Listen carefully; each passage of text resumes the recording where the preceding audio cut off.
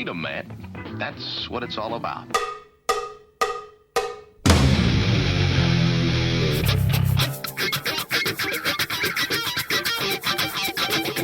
You've got to groove on freedom, like the good book says.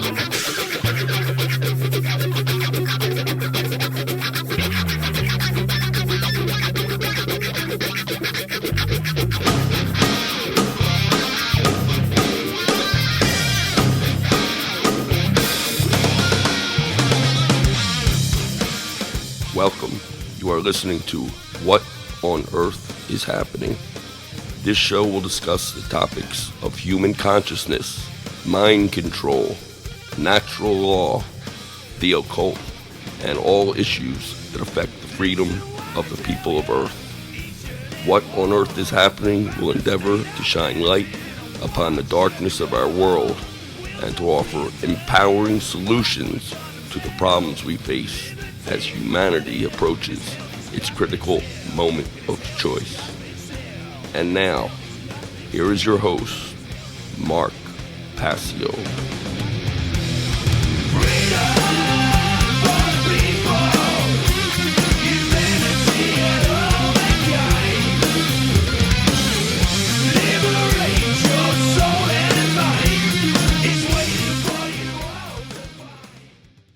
Welcome, one and all. You're watching What on Earth is Happening. I'm your host, Mark Passio. My website, whatonearthishappening.com. Ladies and gentlemen, government is slavery. Always has been, is now, always will be. And here on What on Earth is Happening, we are ending slavery one mind at a time. Welcome and thank you for tuning in today. Today is Sunday, January 21st, 2024. This is episode number 279 of What on Earth is Happening.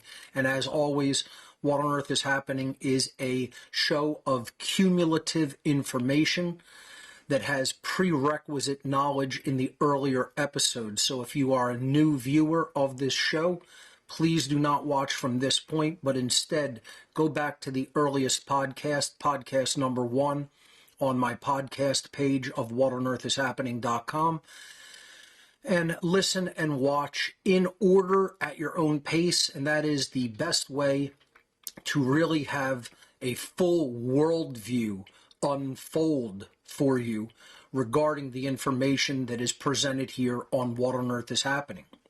We have a great show lined up for you here today. I'm definitely excited about this season of What on Earth is Happening because as one of the primary areas of focus, we are going to revisit the presentation that I gave at Free Your Mind 4 way back in 2016, almost 8 full years ago, called The Unholy Feminine, Neo-Feminism and the Satanic Epi-Eugenics Agenda. And I'll be explaining exactly what I mean by all of those terms coming up on the show today.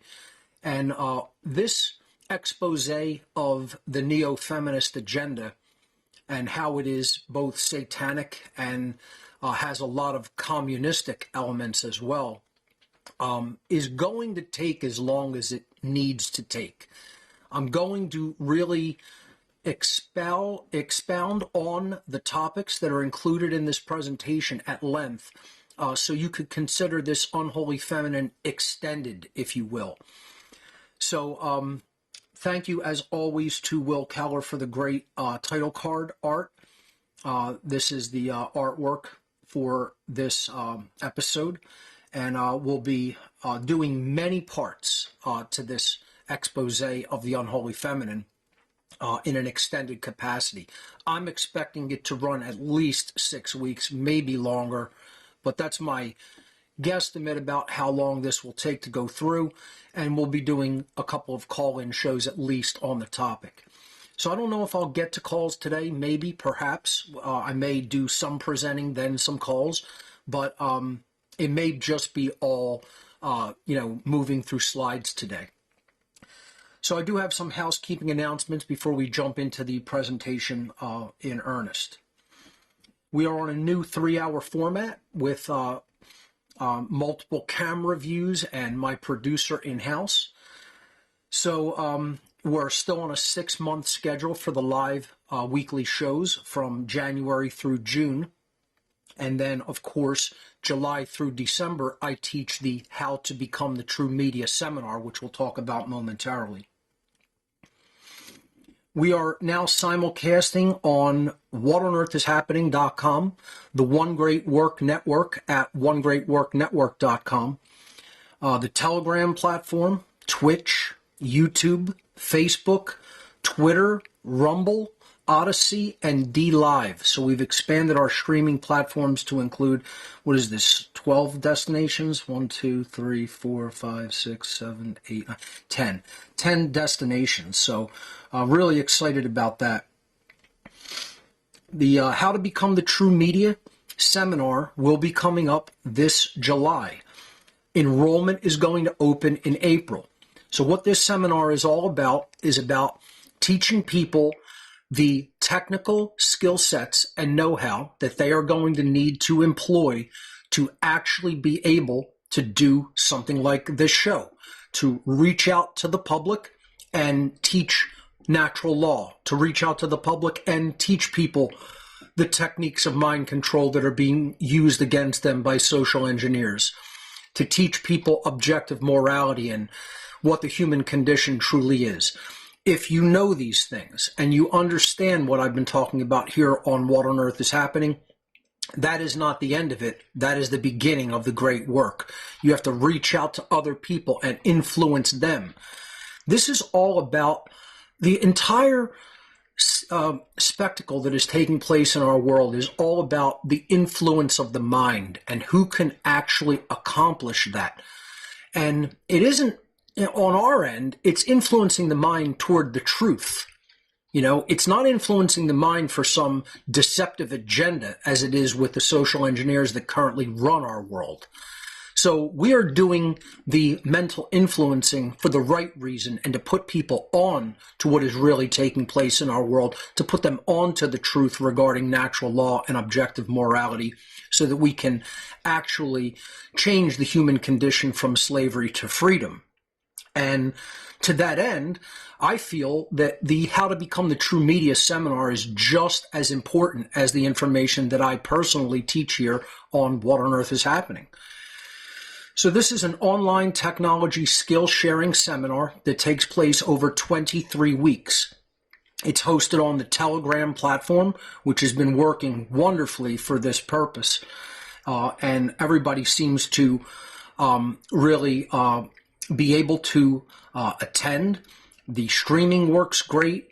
The way that it allows questions to be asked and people to interact with me during the seminar has been working perfectly. So it will continue to take place on Telegram every Monday evening from 8 p.m. to 11 p.m. Eastern U.S. time, starting Monday, July 8th and concluding Monday, December 9th, 2024, for a total of 23 class sessions. All of the curriculum that is taught is available on the website. There is limited space available. I will, if I must, cap the attendance. I have not yet had to do that in the 4 years that I delivered this presentation, but we got the closest last year, where once it hits a certain number, I am going to cap attendance. So I'm actually hoping that we reach that cap this year. I hope that many people will attend the seminar this year. I think they'll get a whole lot out of it. We've heard many people's, opinion of what they thought of the seminar over the years. But I really hope people will take this opportunity, will avail themselves of this opportunity to attend, because if you don't have those technical skills, this seminar is going to impart them to you.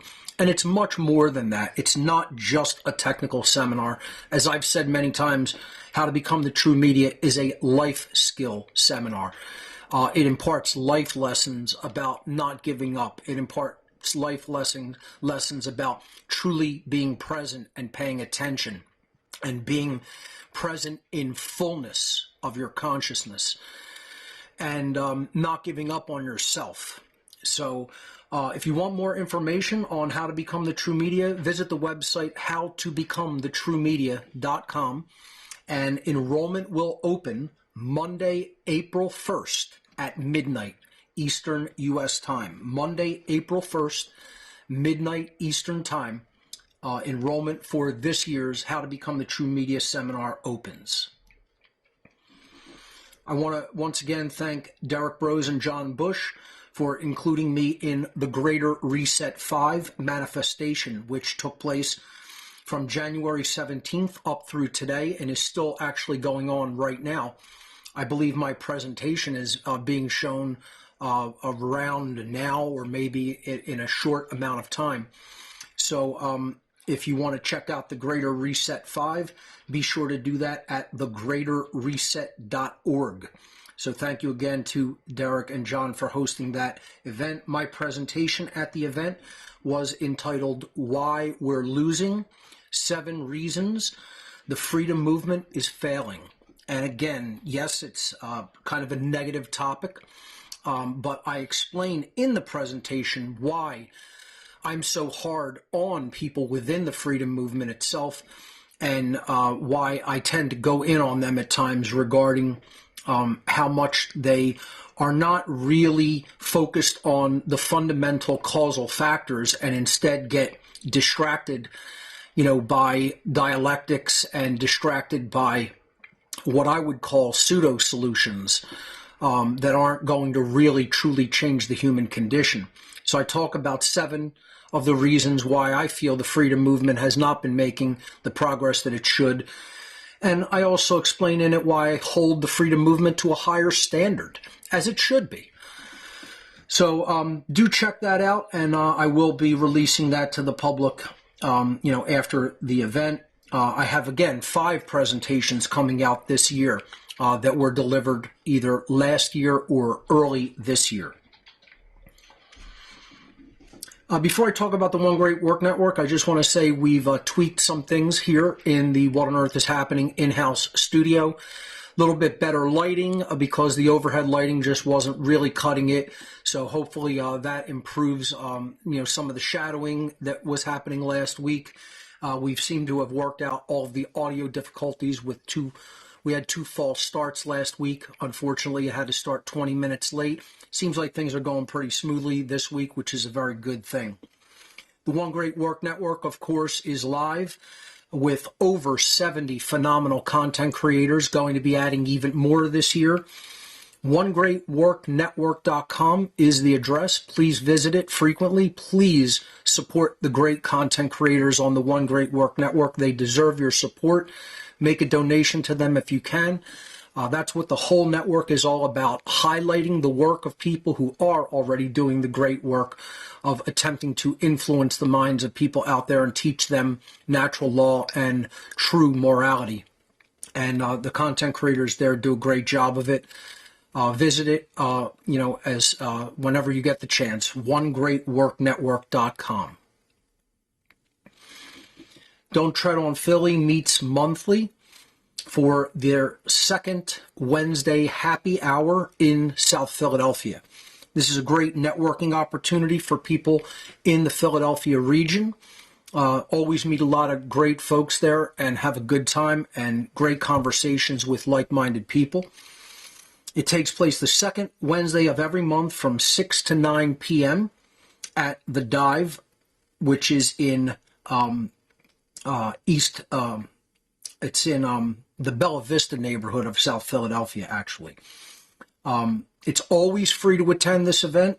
I co-host it along with Don't Tread on Philly. For more information, you could check out don'ttreadonphilly.com or go to their Facebook page, which is where the event is at. Just search Facebook for Don't Tread on Philly. Inquire and Inspire documentary night took place this past Thursday. The film that was shown was James Yeager's Molon Labe, which is a phenomenal film. I unfortunately was not able to attend. I was still having some issues with my back. Those are not entirely resolved. I'm in a lot better shape today as far as my back is concerned, probably around 85%. Had to rest it up a lot. Just overexerted myself, about a week and a half ago. And, I've hopefully learned my lesson in that regard, and not going to try to act like Hercules and try to lift heavy objects without help. I just overexerted it with my arms in a sort of outstretched position, and that really hurt my lower back.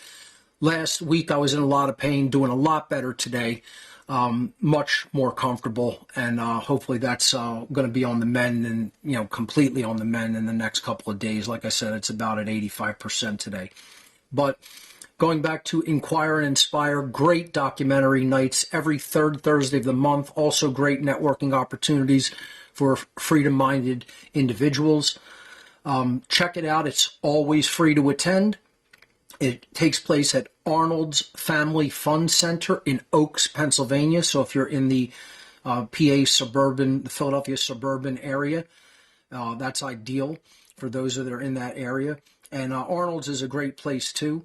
For more information on the Inquire and Inspire documentary movie nights, visit the website inquireandinspire.com. The What on Earth is Happening IPFS project is still ongoing. We have a few nodes up, going to hopefully add more. I've definitely not had time, unfortunately, to onboard new people into this project, but I am going to open up my schedule and make time for that this season during the What on Earth is Happening weekly shows. So before How to Become the True Media hits in July, I will be taking more time at some point to manage the IPFS nodes that are already active and add hopefully a couple of new ones. So if you're interested in partaking in the IPFS project, there are some rigid requirements. You can go and fill out the form at whatonearthishappening.com/IPFS to get the details. Our call-in is on the Telegram platform, so if you want to call into the show, again, I may or may not take calls during today's broadcast because I may just present straight through and then do a few call-in shows at the end. At least 2 call-in shows, I'm going to say, certainly, maybe even more on this important topic. But the URL to join us on Telegram is whatonearthishappening.com/call, and that will take you right into the Telegram call-in room. You could also click the link or scan the QR code on the whatonearthishappening.com show page. The ARC 2.0 offer is, of course, still active and on the table. I get ARCs almost every day, and that's a wonderful thing to see, and I hope it continues as it has been. The interest in the ARC is off the charts. People obviously are hungry for the knowledge that they need to understand about what is really going on in our world, and the ARC is a perfect way to avail yourself of that information. The ARC drive is a storage device that you send to me, and then I will fill with over 26,000 audio files, almost 10,000 books, and almost 3,500 videos. And this is all gathered from my own personal archive of research over the years. If you're interested in taking me up on this great offer, visit whatonearthishappening.com/ARC. And you'll hear that my heater just kicked on. I do have a blower down here, so hopefully that doesn't come through too much on the podcast or the recording. But if it does, I do have to cool my house. I do have to heat my house. It hit, I think, 8 degrees last night here, and I know some people are like, "Oh boy, that's like a furnace compared to some of the places out in the western part of the country that were in sub-degree temperatures for many days." But it's probably the coldest that it's gotten here so far. So if you do hear that, I apologize for that, but there's not much that can be done regarding it. So, the ARC 2.0 offer, visit whatonearthishappening.com/ARC for details. And you would fill out the form, and then you could get the shipping instructions, which again are quite rigid to protect your property during the round trip that it's going to make from you to me and then back to you. If you want any hard copies of items regarding what on earth is happening and the material that I teach, that is available at gifts.whatonearthishappening.com. The What on Earth is Happening donation gifts area of my website. You can get everything there from an SSD containing all of my work that I've ever put out, which I've updated for this year. My natural law documentary, flash drives of my presentations, DVDs of my presentations, t-shirts for both men and women. I am going to halt the distribution of women's shirts. I think there's only a few left. I'm going to let those stay out of stock for a little while before reprinting those again, maybe in the not extremely distant future, but not right away. I'm going to be sticking with the men's shirts in multiple designs and colors. There's also stickers, buttons, coasters, keychains, etc. And then the one item that I do want to show you, because I am attempting to acquire donations for a new computer for myself. Everyone's been so generous with technology donations over the years, both from our Amazon tech wish list that is on my donations page of my website, but also through technology donations listed in What on Earth is Happening donation gifts. This area of donation gifts is for items that are too expensive for one person to donate for out of pocket. So we do a crowdsource funding for donations that will cover technology expenses for technology that's very expensive, like a whole new computer. I'm running with this now rapidly aging Intel processor-based iMac for my creative duties. We have upgraded to the Apple Silicon platforms with Mac Studios, both the video server for One Great Work Network and the studio here that this show is being broadcast through, composited and broadcast through, right here in my home studio, which runs on a Mac Studio as well. I think it's time before it gets too aged and left by the wayside that I move over to from the Intel iMac that I'm on to the Mac Silicon platform, and I'd like to do that with a pretty decently spec'd out Mac Studio running the latest Apple Silicon processor. Probably going to get the I'll probably order it when the M3 Ultra gets released. The speculation is that that will happen this June. If not, I'll go with the M2 Ultra like I did for the studio here. But I want to step out briefly from my slides. I'll let my producer just switch over to something neutral. And I'm going to launch my web browser and just show you this area of What on Earth is Happening donation gifts. You could switch back over to the computer. Let me show you how I got to this page. This is the donation page for the Mac Studio that I'm trying to accumulate donations for. If you're at the home page of donation gifts, it looks like this. And you could either click categories right here and then click technology donations, this laptop here, this image, and then it will show you the donation for the Mac Studio. If you click into there, it tells you what it's all about. So it says a donation toward a Mac Studio for Mark Passio. And the description is Mark Passio needs a Mac Studio for his own creative and office computer. That's in the office here in my home, not the studio. And the donation will be contributed solely to fund the purchase of a new Mac Studio for Mark Passio. And there's an amount raised bar here that goes from 0 to 6,000. I'm going to pretty spec out the Mac Studio that I eventually go with. Let me just show you what I'm looking to do probably. I'll just briefly show you this on Apple's page, because I want people to know what the donations that they're giving me are going for. They're not just, to be used haphazardly. They buy very specific things. So this is the studio that I'm looking at purchasing. And you can see it starts at $19.99 for the base model, but I want to spec this out so that it will last me quite a long time. So I will probably go with this higher end, and I will more likely than not bump that processor, because that's only going to bump the GPU cores.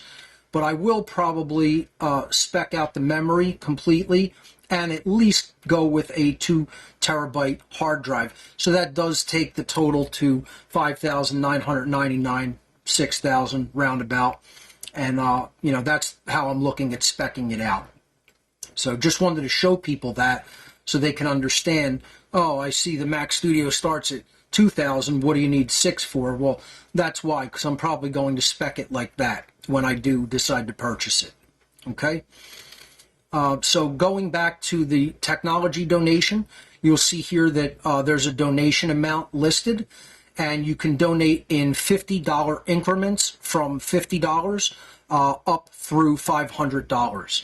I figure that's a good way to distribute the cost for anyone that wants to help donate for that new computer that I'm looking to get later this year.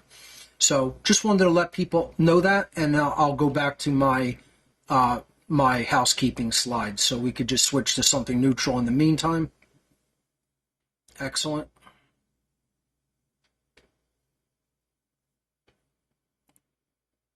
Okay, that's back up.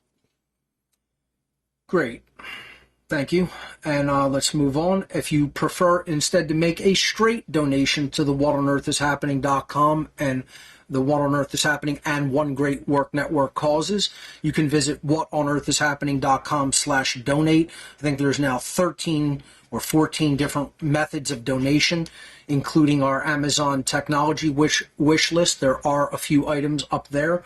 Cash App, GPay, Wise, Zelle, 9 different cryptocurrencies, or an old-fashioned way of doing it through the mail via check or money order. So again, that is available at whatonearthishappening.com/donate. Thank you so much to all of the wonderful, generous donations that people have sent over the years. What on Earth is Happening and One Great Work Network would not be able to continue our efforts without that kind of support. We are entirely voluntary, donation based. That is how all of this operation is funded and works, through What on Earth is Happening donation gifts and voluntary donations. That's how we keep these operations running. So that's all the housekeeping slides that I have. So let's jump into the material for the Unholy Feminine. I'm just going to switch over to those slides. And this is a presentation that I originally gave at the Free Your Mind 4 conference way back in April of 2016. And I just want to say before I even begin this presentation that it really is one of the presentations that I'm the most proud of developing and delivering. And the reason that I'm choosing now, after almost 8 years, it'll be 8 years this April that I delivered this presentation. The reason that I'm choosing now to continue going over this material, as a refresher going over this material, and many people may not have even ever seen this presentation, even if they do watch my work. I did briefly talk about it, talk about these type of topics, and let people know that I would be delivering this presentation, but I never actually delivered this presentation on What on Earth is Happening weekly show.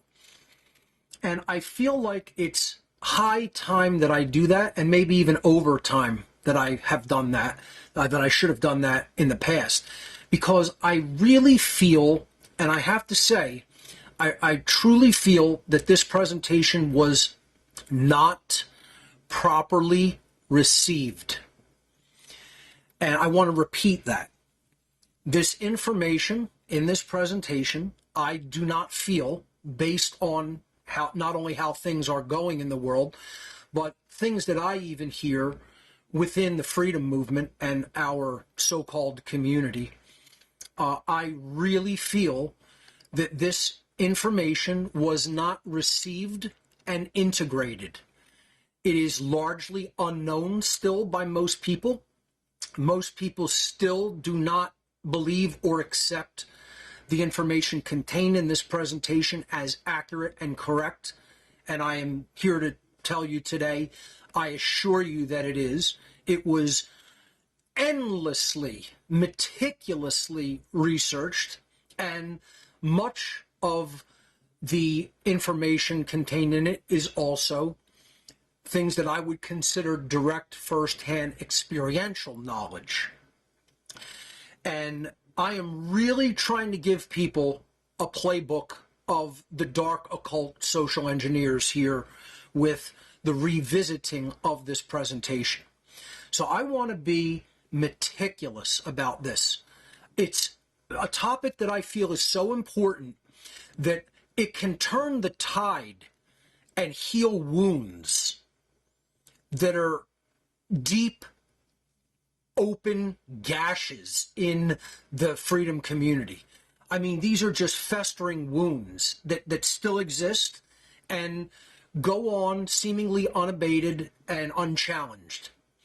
And if this information is truly received properly and integrated into one's psychological makeup, you will not only undergo somewhat of a healing process yourself in your own psyche and perhaps in a relationship capacity with others, but this will really be able to help the freedom movement achieve a greater level of cohesiveness, because there is no greater divide or greater schism or greater dialectic that the social engineers seek than to divide men and women.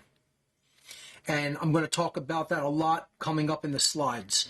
So let's transition into this presentation and get started, okay? So again, the presentation is entitled The Unholy Feminine, Neo-Feminism, and the Satanic Epi-Eugenics Agenda.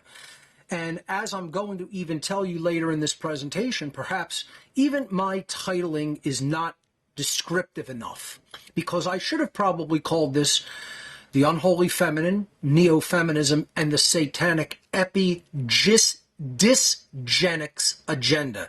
Not just eugenics, but dysgenics. And I'm going to explain what all of that means. Not only what eugenics is, not only what I call epi-eugenics, which is a term I believe I coined. However, I'm going to talk about what dysgenics is and how this is really an epi-dysgenics agenda, not to create better characteristics for human beings, but far worse ones, and ones that make us weaker as a species. So really put your thinking caps on, folks. Really come into present moment awareness. Really focus in and truly give of your attention during the few weeks that are to follow. Again, maybe I'll do this in a month, maybe it'll be 2 months, but however long it takes, it's going to take that long, okay? We're going to let it unfold naturally, and I'm really going to hammer on these themes and explore them as fully as I can. So again, I gave this presentation at Free Your Mind 4 on over 2 days, and I think the presentation spanned just under 5 hours, if I'm not incorrect regarding that. Might have been a little more or less. And I gave it in 2 parts over 2 days, April 16th and 17th of 2016, going on 8 years ago, which is unfathomable to me that that much time has passed.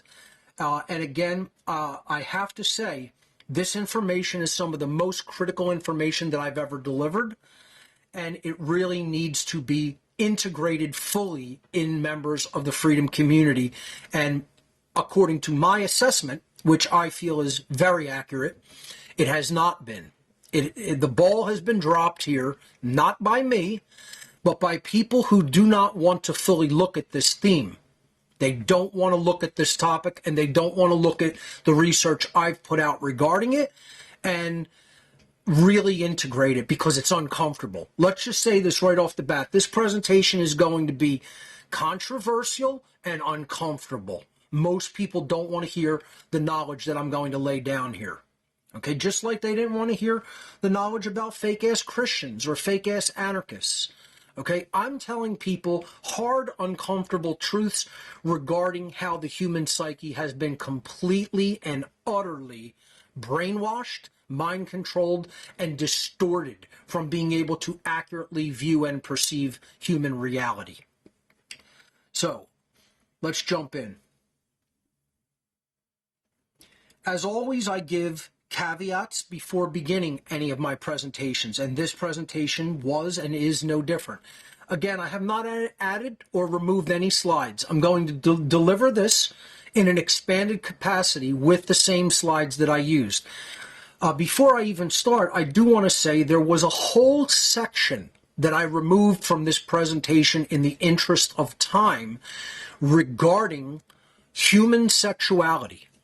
And I am going to revisit that section later on, maybe even add it after I go through all the slides as an addendum to the presentation, because there was so much information on the topic that it would have made the presentation probably 6 to 8 hours long, and I didn't have that much time to deliver it during the conference. So I cut an entire chunk out, and I had a ton of research notes regarding it, sources, etc. But I never actually got to creating those slides. Perhaps I will make an entire addendum and call it Unholy Feminine Part 2 or Unholy Feminine Addendum regarding that particular information, which again had to do with human sexuality and particularly the health benefits of it. And the reactions in the body and the nervous system and just all of it. So there was so much enlightening information in that section. I really did want to deliver it, and I still do. And perhaps, again, I may offer that as an addendum after I go through the standard slides that I delivered at this presentation in an extended format. But again, I'm going to start with caveats and warnings, as I do with most of my presentations. There is nothing, quote, new under the sun. One of the things that I get the most flack and ignorant comments regarding what I do is, you're not teaching anything new here, Passio. This is all stuff that anybody can look up and research, and it's been around forever. No shit, Sherlock. Let's give that guy a cookie for his astounding and astute discoveries. I mean, you're just a regular, scientific explorer, man. I mean, like I've been telling people from day one, this is all just knowledge that exists, has existed, will continue to exist, and people are ignoring it. People are remaining ignorant of it. There's nothing new that needs to be discovered. Let me just make this unequivocally clear. Nothing brand new needs to be discovered on Earth. Nothing new needs to be invented on the Earth. No new systems need to be created. No systems need to be reformed. There are systems that need to be destroyed. They need to be eliminated. They need to be stopped. The answer to the human condition of slavery is ultimately people's behavior needs to shift from immoral behavior to moral behavior by ceasing and desisting doing the behaviors that do constitute initiation of harm to others. So the answer that everybody is seeking, what do we have to do? It's not about what you have to do. It's about what you have to stop doing. And in order to stop doing things, you need to stop thinking certain ways. See, thought drives emotion and behavior. Thought and emotion in particular drive behavior. So if you think and feel differently, you will behave differently. And we need to behave differently for the outcome to be different, to get a different result.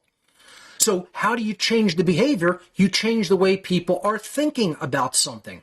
If they continue to cling on to wrong, incorrect, and immoral thought, they will continue to perform morally wrong, immoral behavior. And then they will get the result called slavery, because that's how the law of freedom works. As the aggregate of people become more moral, they become more free. As the aggregate of humanity becomes more immoral, they become more enslaved. That is how natural law works to bring us the result of the behaviors that we choose to enact in this world. So going back to this concept on this slide, nothing in this presentation is new or uniquely my information. I'm openly telling you this and have been since day one. I am here to aggregate knowledge and bring it to you in a nicely formatted, easy to understand manner, whereby every person watching the presentation doesn't have to do all of the source material research in order to understand the conclusion, in order to understand what that data means. I'm trying to help you go quickly to the grammar, the first step of the trivium process, and then quickly be able to advance to the understanding of that grammar. So I'm putting together all of the bits of information that are required to be known, and then helping people to come to the accurate understanding of it. Once you come to the accurate understanding of it, then you become empowered to be able to do the right thing with it, which is then pass it along to others and help them to understand it so we can actually change and heal our world. Okay? This is the problem, folks, is that you have people who are asinine nitpickers who want to say, unless I'm so impressed with things that I've never heard before in any capacity, I'm dismissing this as just a person who regurgitates things. And I've openly told you, you're not going to be seeing any brand new information. This is knowledge of the truth that has existed for all time, will continue to exist long after we are dead and buried. Okay? So, as the old saying goes, there is nothing new under the sun. This ancient saying actually means that the truth is objective and eternal and will always be here. There's nothing new. It also means that the human condition hasn't changed in millennia, probably hundreds of millennia. It means we've been enslaved, we're enslaved now. There's nothing new that has manifested. In order for new manifestation of a new condition to take place, we have to change the way that we think and change our understanding of how the world works. Once we do that, then we can create something new, but not until. So, reality remains reality regardless of whether or not it is recognized and accepted as reality. All I can do as a presenter is present this information in a personalized framework with my own particular style and aesthetics applied. And that is what I attempt to do to the best of my ability as a presenter. Reality is not going to change. It works a certain way. Humans have to change to adjust their perception to objective reality. If we refuse to do that, we suffer. Again, the only ways that humans truly suffer is refusal to accept the truth and then believing things that are not true. That's it. Believe what isn't true, refuse to accept what is. That's how all self-imposed, self-inflicted suffering is created in human society. And that's what I'm saying here. You're not going to see anything new. You're not going to hear anything new. This is data that has always been amongst us. It is the way the universe works.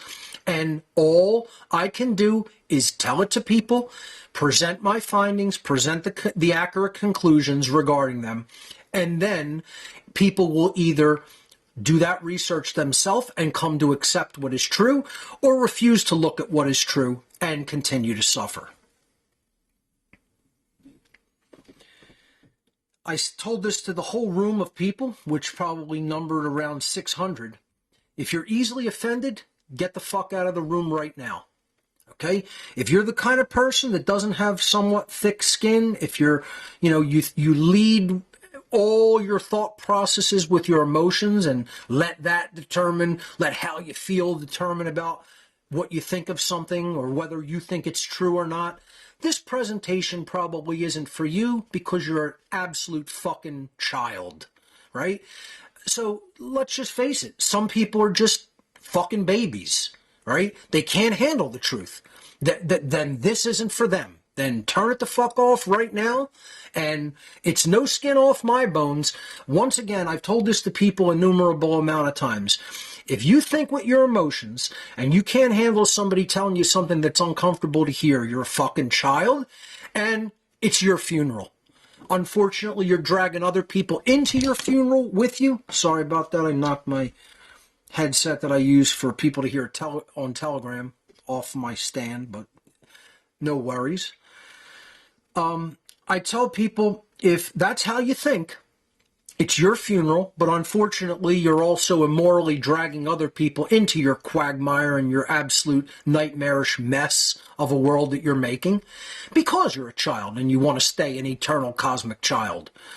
If instead you're actually an adult cosmically and you want to move forward and progress in your understanding of reality, then sit and listen in present moment awareness, and you're going to learn something, and it's going to be quite uncomfortable probably because it's going to very much conflict with, more likely than not, how you already think. And that's because your thinking is distorted. I'm not here to present incorrectly researched information. Believe me, I know how to research. I know how to come to the correct conclusions. I rigorously apply the trivium to everything that I do. So I'm telling you that I've done my homework, and what I'm asking of people is to listen with an open mind in true present moment awareness, truly paying attention, and don't come to your conclusions based on the discomfort of what I'm about to tell you is going to make you feel, because I'm telling you up front, it's not going to make you feel good. The truth is often completely ugly, disorienting, and uncomfortable, but it's still true. This is the problem with the entire world. Then people want to say, oh, you have to be mean about it or you have to be so caustic about it. Absolutely, because I am not here to be liked. I am here to tell uncomfortable truth to people that need to hear it. This isn't about making friends with you to baby spoon feed. Oh, can I give you a little bit of the food of it's all pre-chewed for you. That's not me, and it's never going to be me. It's not my personality. I don't feel comfortable behaving like that. I'm going to treat you like you're another intelligent adult that I'm speaking to. And I'm going to tell to the people who are cosmic fucking children, you need to get out of your baby diapers and pay attention to what's really going on around you, because your ignorance is leading all of humanity into enslavement. By not knowing what is going on in our world regarding social engineering and the division of the sexes, you are contributing to human enslavement. Okay? So, I lay it out on the table, and I do this at the risk of losing people at the beginning. That's very deliberate. I don't want dross. I've said this a million times on my show. I'm not interested in the total babies that don't want to grow up. I tell people this up front because it's immediately creating a confrontational situation and a controversial situation. I'm telling you up front, I'm going to say things you don't like to hear. Okay?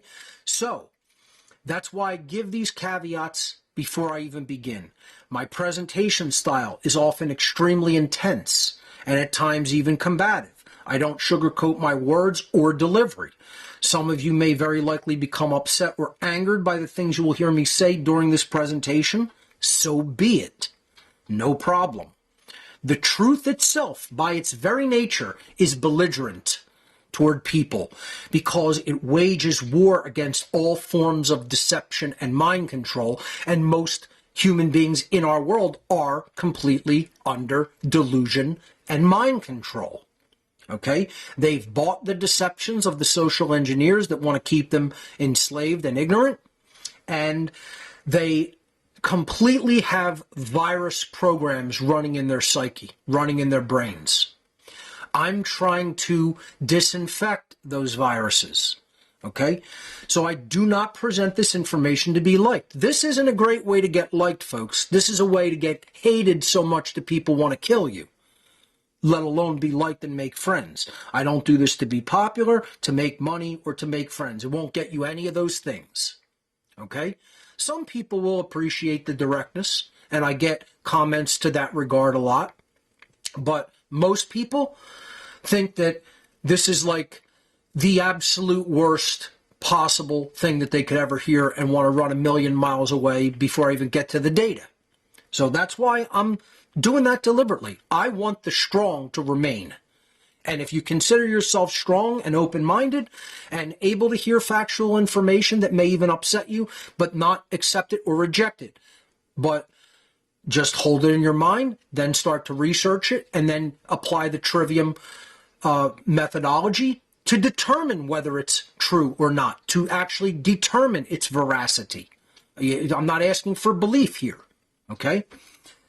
I speak publicly regarding information like this because I recognize that in a time of such overwhelming ignorance and deception in which we live, the fact that I understand this information regarding what is taking place in our world places me in a position of moral obligation to communicate it to other people in an attempt to help them understand it as well, and to encourage them not only to understand it, but to actually take action regarding that information, to do something about it, to do something that will change the human condition, particularly related to the information that I'm presenting. And in this case, as we will see, it is about healing the vicious and chasm-like divide between the sexes, between male and female.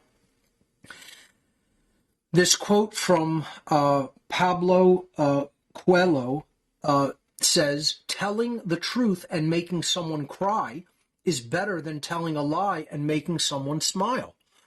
As I've said, I'm doing the former. I'm telling the truth at the risk of permanently putting people off to me and other information that I present, but it is still true. Other people prefer to make friends with people and be all nice and superfluously, ebullient to them, and make them smile and get on their good side and make them feel good about themselves. And really, they're blowing smoke up their ass. I'm not interested in doing that. I'm trying to tell hard, uncomfortable truths. I'm the real deal. Okay? I'm at the risk of completely offending and making people run in the other direction. I'm going to say it straight out and in the open. I don't care what people think about me. If people can handle it, so be it. Then those are the strong that will move forward. If they can't handle it, let them be cosmic children, and it's their own funeral. So get as offended as you like during the course of the next many weeks, because I am going to say things that are likely to offend you, and they're still true, nonetheless. So you can get as offended about it as you like. Your childish emotions are not going to change the veracity or truthfulness of this information. Don't fall prey to emotional mind control, as I've been saying. So let's explore the very topic of emotional mind control. Every person who wishes to take away real value from this presentation should make a deliberate, conscious effort to do two things while watching it.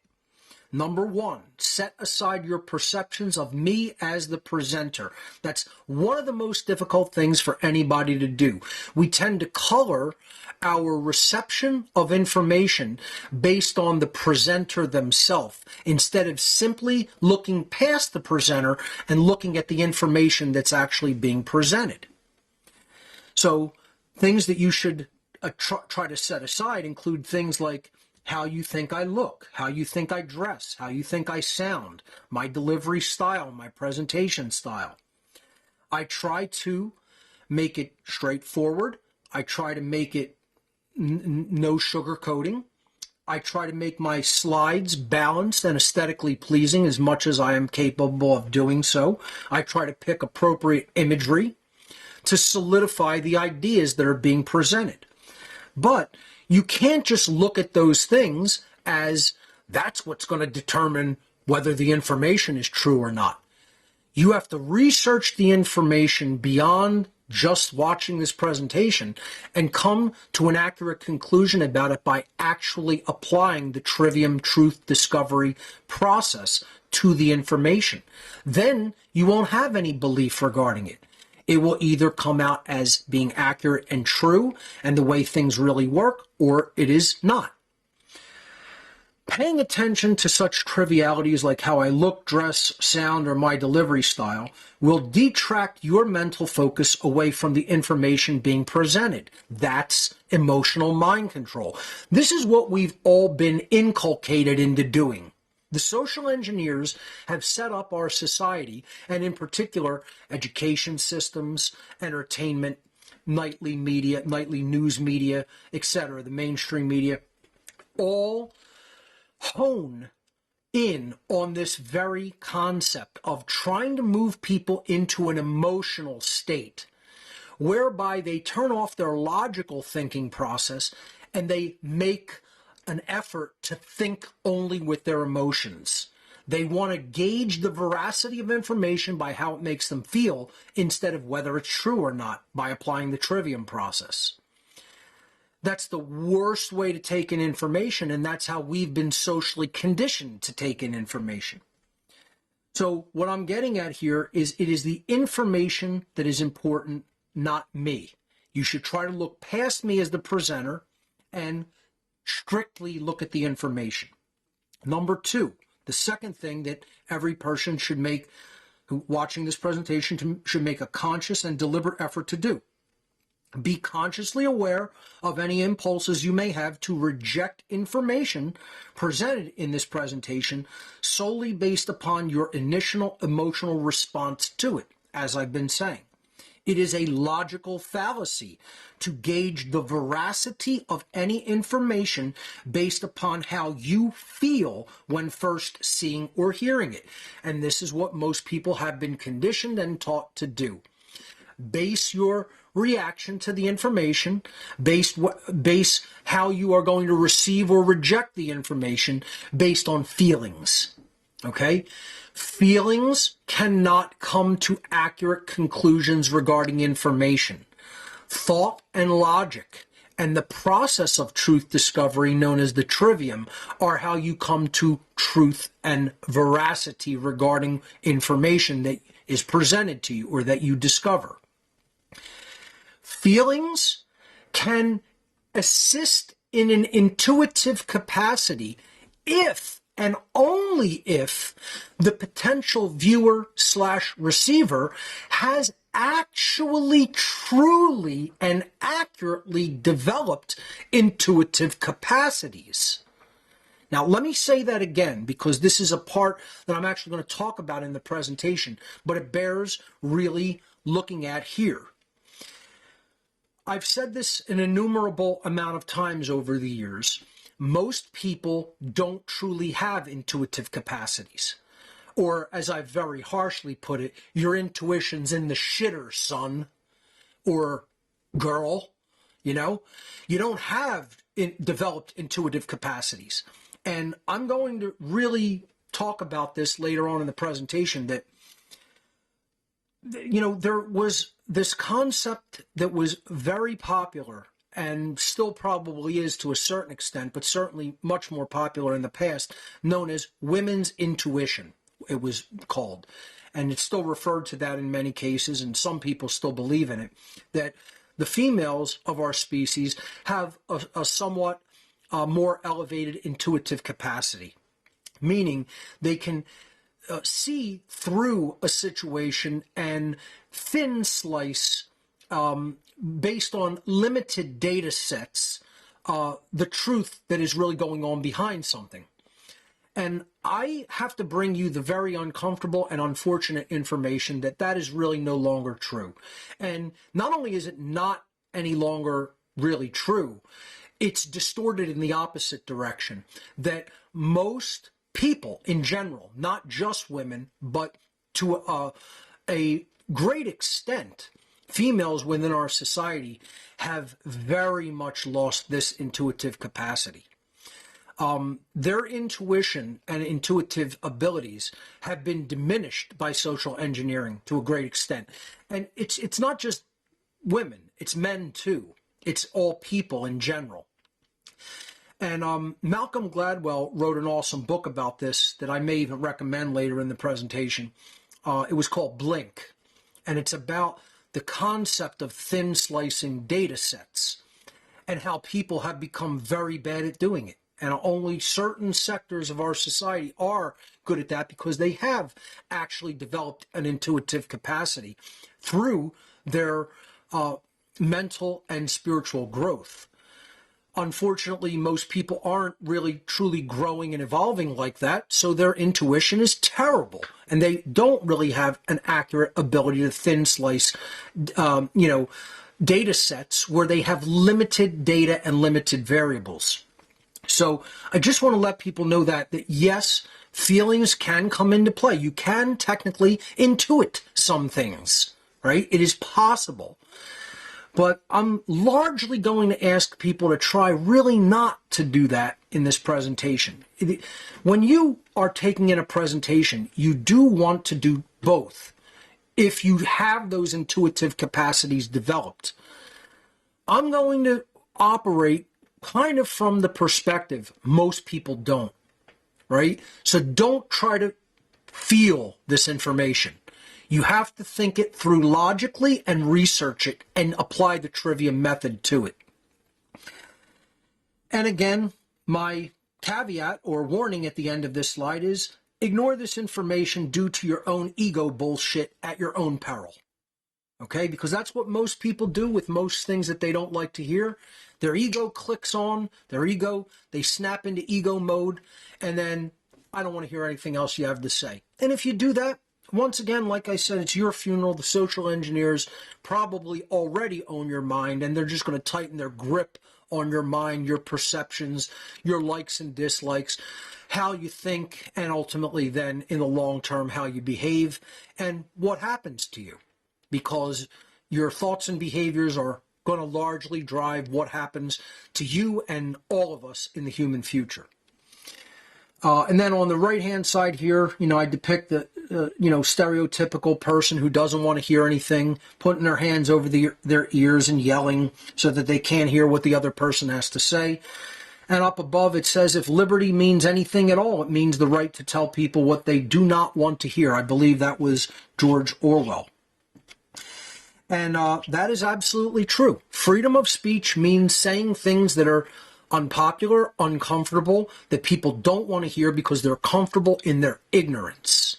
Okay? And I would extend it to people saying things that aren't true, right? I'm applying this to what I'm saying that is true. And I still think people should just be allowed to say things that completely aren't true based on their beliefs.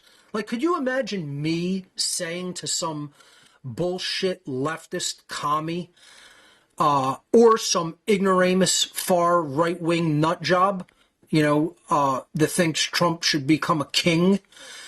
You're not entitled to your dumbass, ignorant moron opinions, and you don't have freedom of speech to go and say those things to others about what you believe. I mean, I'm afraid of what these people say. Could you imagine me wanting to censor people's speech? What kind of a fucking weakling would somebody need to be? I mean, that's just a childish fucking weakling is the only words that I could apply to someone that wants to shut somebody up because they can't debate them in matters of truth. And they just want to censor their freedom of speech. Now, this doesn't mean that I will necessarily engage morons, right? Oh, come and debate me over this, and this. No, I don't have time to debate morons. I put my information out freely to people who want to receive it. That's what I do. That's my job, okay? That's what I am appointed by the creator of the universe to do here. I don't owe anybody my time to go and have some unwanted conversation or debate with them. I'll speak with who I choose to speak with. I have freedom of association. No one's going to try to force a conversation upon me. Okay? Let's get that clear and understood straight out of the gates. Okay? That's not what I'm talking about here. Nor do I have the right to go pull somebody off the street and force them to listen to me. That's why I put my information in a central repository on my website. It's out there on relatively uncensorable platforms, and you can choose whether you want to hear it or not. But I'm not going to tailor what I say based on somebody else's emotional weakness. Okay? I'm going to say whatever I want to say, whether you want to hear it or not. If you don't like it, shut it the fuck off. That's the answer. Okay? The next caveat I want to bring to people before launching into the actual data is watch the whole thing. Don't watch it in bits and pieces. If you're going to go through the data, go through all the data. Don't watch a little bit and agree with it. Don't watch a little bit and disagree with it and then say, I understood what Passio was saying there. No, you don't. Sorry. Unless you've really listened to the entirety of what I'm about to present, you don't know what I think about it. You don't know my conclusions and my findings. It's a tapestry, folks. You have to take it all in. Okay? So if you think you're going to get a lot of value by watching a tiny bit, it's not going to happen that way. You're going to probably be left more confused instead of less confused and more knowledgeable. The information that I'm going to present in this presentation is a tapestry in and of itself. And it is in turn part of a larger tapestry. So this is a subset of social engineering tactics. That's what you have to understand regarding the Unholy Feminine presentation. There's so many more social engineering tactics that, again, I went over them during the course of about a year and a half, back when What on Earth is Happening started in 2010 and early 2011. But this presentation is meant to be taken in as a whole in its entirety to gain the maximum value from it. So if you want to gain maximum value, I highly recommend you watch the whole thing. Okay, and I said here because I deliver it over 2 days in both parts. This is going to be over many days in this extended format. Otherwise, you will most likely not recognize the patterns that are inherent to the tapestry.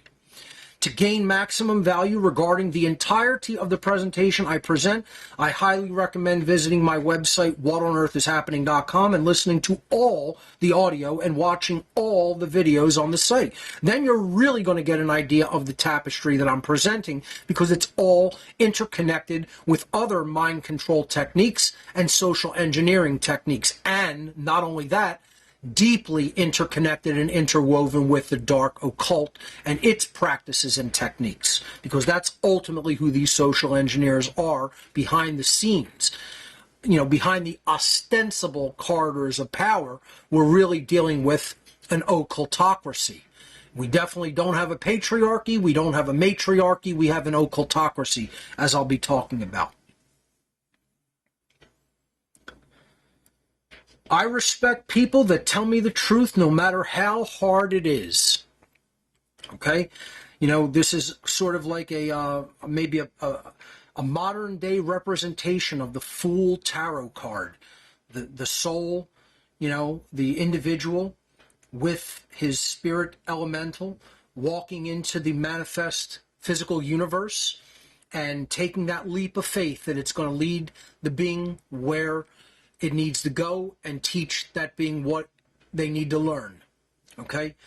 And that's the kind of respect I have toward other people. I want people to be straight shooters with me, tell me the truth, not sugarcoat things. And that's what I expect here. I expect people to hear the hard truth, have respect for it as the truth, and integrate it into themselves after they've done their own homework. I'm not on any side except for the side of truth and freedom. This is a quote someone actually put on a meme, a slide of my own words from my podcast in the past. I'm not on any side except for the side of truth and freedom. That's the side I'm on. Those are my values. That's what I find important and indispensable in life. I'll take those over being liked any day. And that's powerful to hear my own words echoed back to me. You know, I sometimes do go back and watch some of my older presentations and listen to some of my older podcasts, and I'll tell you what, you know, I sometimes go through that thing of that everybody does. I don't like to hear my own voice, you know, but when I hear the information that I've laid out over the years, I don't want to, you know, physically pat myself on the back, but I say to myself, you've done a damn good job, man. And you've lived up to what the universe has asked of you. Because when I hear what I've said, I find that very, very, very, very few people have ever laid it out like that, if any. And I'm very happy with the caliber of the work that I've put out and how straightforward it's been. And you know, I'd like to see it have more influence upon people out there. I don't know whether that's ever going to happen because I don't know whether they're intelligent enough, and I don't know whether they are capable of getting their egos out of the way enough, quite frankly. I don't have much faith in people. I have faith in the truth. That's what I serve. I do not serve human beings. Let's get that abundantly clear before even jumping in to the material at hand. I am not here to serve people. I'm here to serve truth. And that is what I will continue to do and endeavor to do to the best of my ability. So let's jump in with the introduction of the topics and definitions, basic working definitions that we're going to use moving throughout the presentation. One of the presentations I really recommend that can go hand in hand with this presentation is The Cult of Ultimate Evil, Order Followers, and the Destruction of the Sacred Feminine. This is because authority itself and the belief in authority and how social engineers work to inspire and build that belief system ultimately destroys the true feminine energy. And once again, in this instance, I am not talking about gender. So gender is the difference between the sexes, male, biological female. Mental gender, psychological gender, spiritual gender are present in both male and female. So when I'm talking about the sacred feminine dynamic, the sacred feminine mindset, the sacred feminine energy, however you want to look at it, the sacred feminine aspect of the psyche, that is not physical gender. That is not male/female. It means that there is an amount of masculine and feminine in all beings. This is one of the Hermetic principles. As a matter of fact, it's taught as the seventh and final of the Hermetic principles, the principle of gender, that there is masculine and feminine in all things. When I'm talking about the sacred feminine, I mean the positive and uplifting and enlightening and advanced aspects of the human psyche in the aspect of reception, the aspect of things that are open and even soft and bending and flowing, and absolutely, most of all, based in care for all, care for the alleviation of suffering for all, and most of all, care for the truth itself.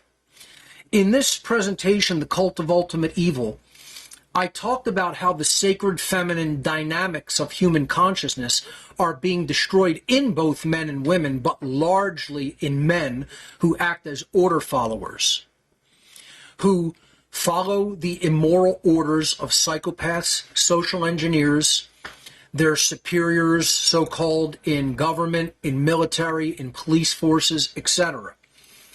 And I talk about how that dynamic is being completely eliminated from many of them, and they're being turned into psychopaths. In this presentation, The Unholy Feminine, I'm also talking about the destruction of the sacred feminine. It's in a different way, however, that is conducted through social engineering and mind control. And it's largely conducted upon women. See, they need, the Satanists and social engineers that run our world need the destruction of the sacred feminine dynamic in both men and women. And this is the way they tend to choose to destroy it in men. They tend to choose to destroy it through bringing true masculine energy in the physical into a cult form of order followers such as military and police. They want to take anything that is truly masculine in the physical and then distort it to destroy the sacred feminine that could truly be present within the masculine. Okay, because again, biological gender is one thing, mental and emotional, psychological, and spiritual gender is another thing. Okay, so when I say masculine or feminine, I'm talking about these capacities, these forms or aspects of consciousness. When I say male and female, I'm talking about biological sex. Okay, so they need to destroy it in the masculine. In males of our society, they need to destroy the sacred feminine. In women, in biological females, they also need to destroy the sacred feminine and make women present their consciousness in the form of the unholy feminine. They want to destroy the sacred feminine in both men and women, and they do it using different techniques. So, this could be a primer for how the technique is used in biological men, who are largely the order followers, although order followers are not limited to biological men. Many women are order followers too. Many women are in the military, are in the police forces. There's order followers in education and medicine, in just about every dynamic of our lives, in every social institution. So this presentation is a nice primer for how the occultists largely choose to devastate the sacred feminine dynamics of care and true holistic intelligence and care for the truth in men. This presentation is going to talk about how that dynamic is done in women, specifically in the biological gender of females. And that's what it's ultimately about, folks. We have to realize that once the sacred feminine is destroyed, humans are destroyed. Now, that's not to also say the sacred masculine is not under attack, because it most certainly is. The sacred masculine is the defender. It's the defender of the harmed, the defender of the weak, the defender of the vulnerable. And all people should embody that, not just biological men. Although biological men are certainly equipped in the physical capacities to do those things when it's necessary to do in the physical domain. But women, biological females, should also have the sacred masculine within them and defend truth and defend freedom and defend rights and also understand physical defense. So we need to have both of the dynamics of the sacred masculine gender, mental gender / spiritual gender, if you will, and sacred feminine, mental, spiritual gender, integrated in fullness and harmony and cooperation and integration within all of us, whether we are biological men or biological women. So these two images really represent the concept of how humanity's sacred feminine is being destroyed. Two of the images that at least resonate with me, which is why I put them on this slide to illustrate this point. The the image on the left is a Freemasonic symbol called the Goddess at the Broken Pillar, I believe is the name of it, or something to that effect. Or maybe Wisdom at the Broken Pillar, something like that. I'm not exactly sure of the title, but the pillar represents humanity's will to ascend from base consciousness to enlightened cosmic consciousness. And the goddess represents the sacred feminine energy. And as you see, the Grim Reaper stands behind her in a form of an old man with an hourglass running out as he is, standing with his scythe and holding the hair of the sacred feminine representation of the goddess figure, who is holding both a sort of a chalice representing the sacred feminine energy of the womb, the symbol, the ancient symbol of femininity, the chalice representing the feminine womb, and a sprig of acacia, while looking at the volume of sacred law, which is, what would represent natural law. Some people would say that is the biblical texts. I would not. I would say that is the tome of natural law that is written upon the human heart, as I said last week on the broadcast. And it is not really found in any physical book. That is something that we have to learn and discover regarding how morality really works. And you see the goddess figure is representing the sacred feminine is extremely depressed, and time is running out for all of humanity because their will to ascend in consciousness by way of the discovery of natural law and objective morality and the hope of the resurrection of the human soul, time is running out. And that's what this image so beautifully represents in the Freemasonic tradition. Once again, Freemasonry is not one thing. For those who think it is and think it's the entirety of the problem, they don't understand the tradition or any of its symbolism. It's in its true aspect, it is in fact the answer. And all true teachings of occultism are in fact the answer if people are to discover them. The second image on the right is a picture that I took myself in Père Lachaise Cemetery in France when I visited there in, I believe it was 2006. And this was an image that struck me regarding, again, the sacred feminine weeping, and weeping at humanity's horrific condition as beings here on this planet and the condition that we find ourselves in at the current time. So I took that photo and enhanced it for this presentation. I thought it was a very effective depiction of the true sacred feminine weeping for humanity. So let's look at the elephant in the room. The idea that people believe that somehow feminism is the answer, and feminism is doing something that's truly good, especially what I call Neo-Feminism, or the modern form that feminism has taken in today's world, which is not feminism at all.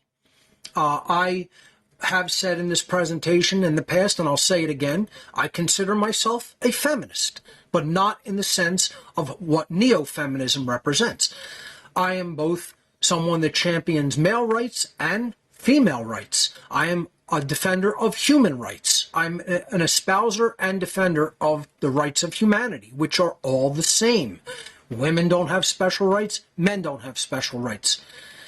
So-called leaders of our society, laughingly called that, don't have special rights. Nobody can be granted any extra rights. And what feminism has become is an elephant in the room that nobody wants to look at or talk about because they're afraid to be labeled misogynistic.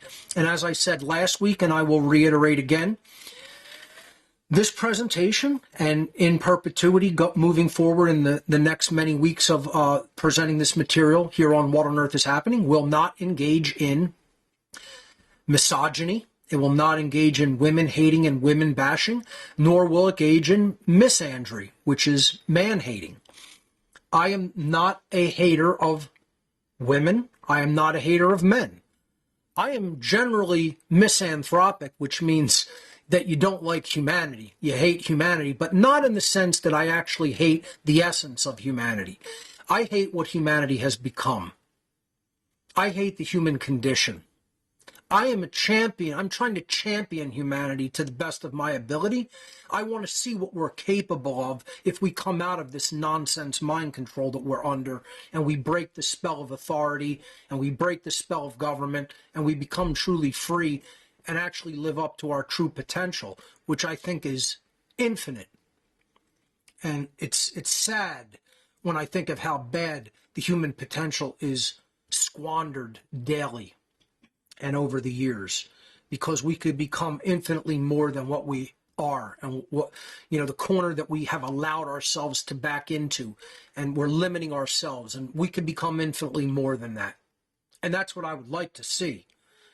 Do I think it's going to happen? More likely than not, I do not. I think we're going downhill very quickly down the drain, and we could still turn it around. It would take a colossal, monumental effort with a lot of help from the Creator, but it could be done. Otherwise, I really wouldn't say anything. And even if it does go totally south, I'm still going to talk. I'm never shutting up. I'm going to keep doing what I'm charged to do, and that's say the truth right up till the very end. So, the elephant in the room. It's funny how everybody considers honesty a virtue, yet no one wants to hear the truth. Once again, that's what I'm trying to do. I'm trying to live up to the virtues that I espouse and hold dear by saying what's true, by telling people what's really going on, even if they don't want to hear it, and most people don't. So we're going to expose the elephant in the room over the next many weeks. The illiterate of the 21st century will not be those who cannot read or write, but those who cannot unlearn the many lies that they have been conditioned to believe, and those who and seek out the knowledge that they have been conditioned to reject.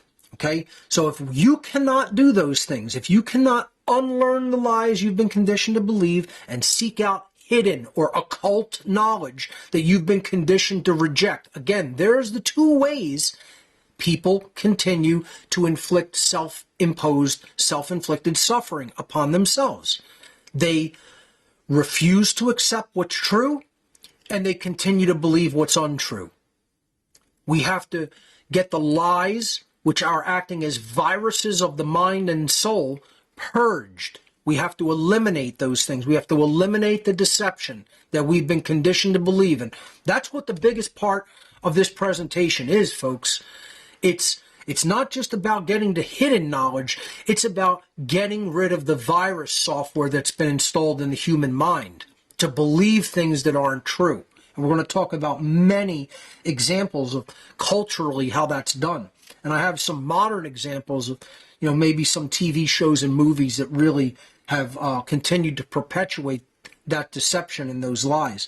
And we're going to talk about the occultists, the social engineers that do this conditioning, how they go about doing it, what their basic belief system is. This presentation is controversial. What does controversy mean? The word controversial or controversy comes from the Latin adverb contra, meaning facing, face to face, up against. Okay? Looking at it. Direct face to face and up against it. And that's the word contra. That's contro in controversial. The second part of the word, versial or versi, comes from the Latin verb versare, meaning to change, to alter. So what does controversy or controversial really mean? It means you're coming face to face with changing. Face to face with change. Face to face with something that is uncomfortable and presenting an uncomfortable change that you might have to make, or perhaps even know that you need to make. And that's why people don't want to discuss these things and talk about them, because they place them face to face with an uncomfortable situation that is about their own thoughts and their own feelings and their own behaviors. Okay? You cannot change what you refuse to confront. We don't want to be the three monkey picture of, hands over our ears, over our eyes, over our mouth. See no evil, hear no evil, speak no evil. We want to let the truth in, and then we want to speak it out. Okay? And if we don't confront that which is uncomfortable to us, that which is making us look at the things about ourselves that we don't like, or perhaps we've been completely deceived regarding, we're never going to be capable of changing. Change only comes when we turn face to face and do the shadow work of looking at what's uncomfortable, and certainly looking at the things within ourselves that make us uncomfortable. That's true shadow work. So let's move on. I wouldn't be willing to potentially alienate a large portion of my listening audience by talking about this topic if it were not real and critically important. And I led, the presentation saying that. I risk losing or alienating or really hurting the feelings of a half of my potential viewing audience. And I'm still going to bring up these topics. So if that loses me a huge portion of the female viewing audience, so be it. What I'm going to say is still true and accurate and vetted with the trivium. And if it's understood and deeply integrated, can help people to go through a tremendous healing process by which humanity may be able to be healed to a large extent. That's how important it is. Okay? So let's move on. I am the furthest thing from a misogynist. As I've already said, there will be no misogyny here. There will be no misandry here. There may be a lot of misanthropic thoughts regarding the human condition, not people themselves. I do not have hatred in my heart toward women or men, for that matter. I will not make blanket statements in this presentation about, quote, all women. Once again, the term all is a blanket statement that would apply to people like order followers, politicians, government employees, the concept of government, the concept of coercion, the concept of authority. These are blanket statement truths. What I'm talking about in this presentation will apply largely or almost entirely. I'm even comfortable with that most of the females in the human population have undergone and perhaps even succumbed to this form of mind control that I'll be talking about. So I will often use the term almost entirely. Most, the vast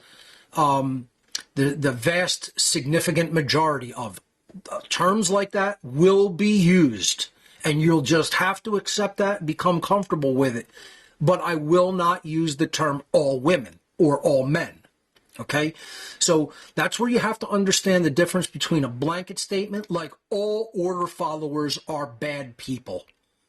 Whether you think that they can do good things and sometimes behave good does not make them a, quote, good person from a perspective of capital G good, capital B person, capital P person, right? A good person is a person that does not follow orders unquestioningly. A good person does not submit to authority. A good person does not believe in authority and then take up a role enforcing authority. That makes you a bad person. So something like that, blanket statements do apply. We have to get comfortable with the term all where it applies truly. We have to get comfortable with blanket statements where they truly apply. We have to get comfortable with absolutes where they truly apply, like with natural law and objective morality. As I said way back in the early days of What on Earth is Happening, one of my favorite quotes of all time is, humanity's greatest fear is that the truth is absolute. And it is. Truth is one way. Out of all the possibilities that could have condensed and become reality, the truth is the actual way that it did undergo the formality of actually occurring. Okay? It's a very simple concept, truth. It's that which has happened in the past and is currently happening now. And it's set in stone in what you would call the Akashic records, if you want to look at it like that. It's the eternal record of that which is. That's all truth is. It's nothing about the mind of God or how everything came to be or where it's going. It's, just this is what truly happened. I showed up here at 3 p.m. Eastern U.S. time today, January 21st, 2024, to do this show. That's the truth of the matter. Very simple. It's nothing mystical or complex. Okay? There's water in this glass. This is a glass. I'm holding it. There's water in it. Now I'm going to take a sip of it. That's not the truth yet. It just happened. Now it became the truth. That's all I'm talking about here. Okay?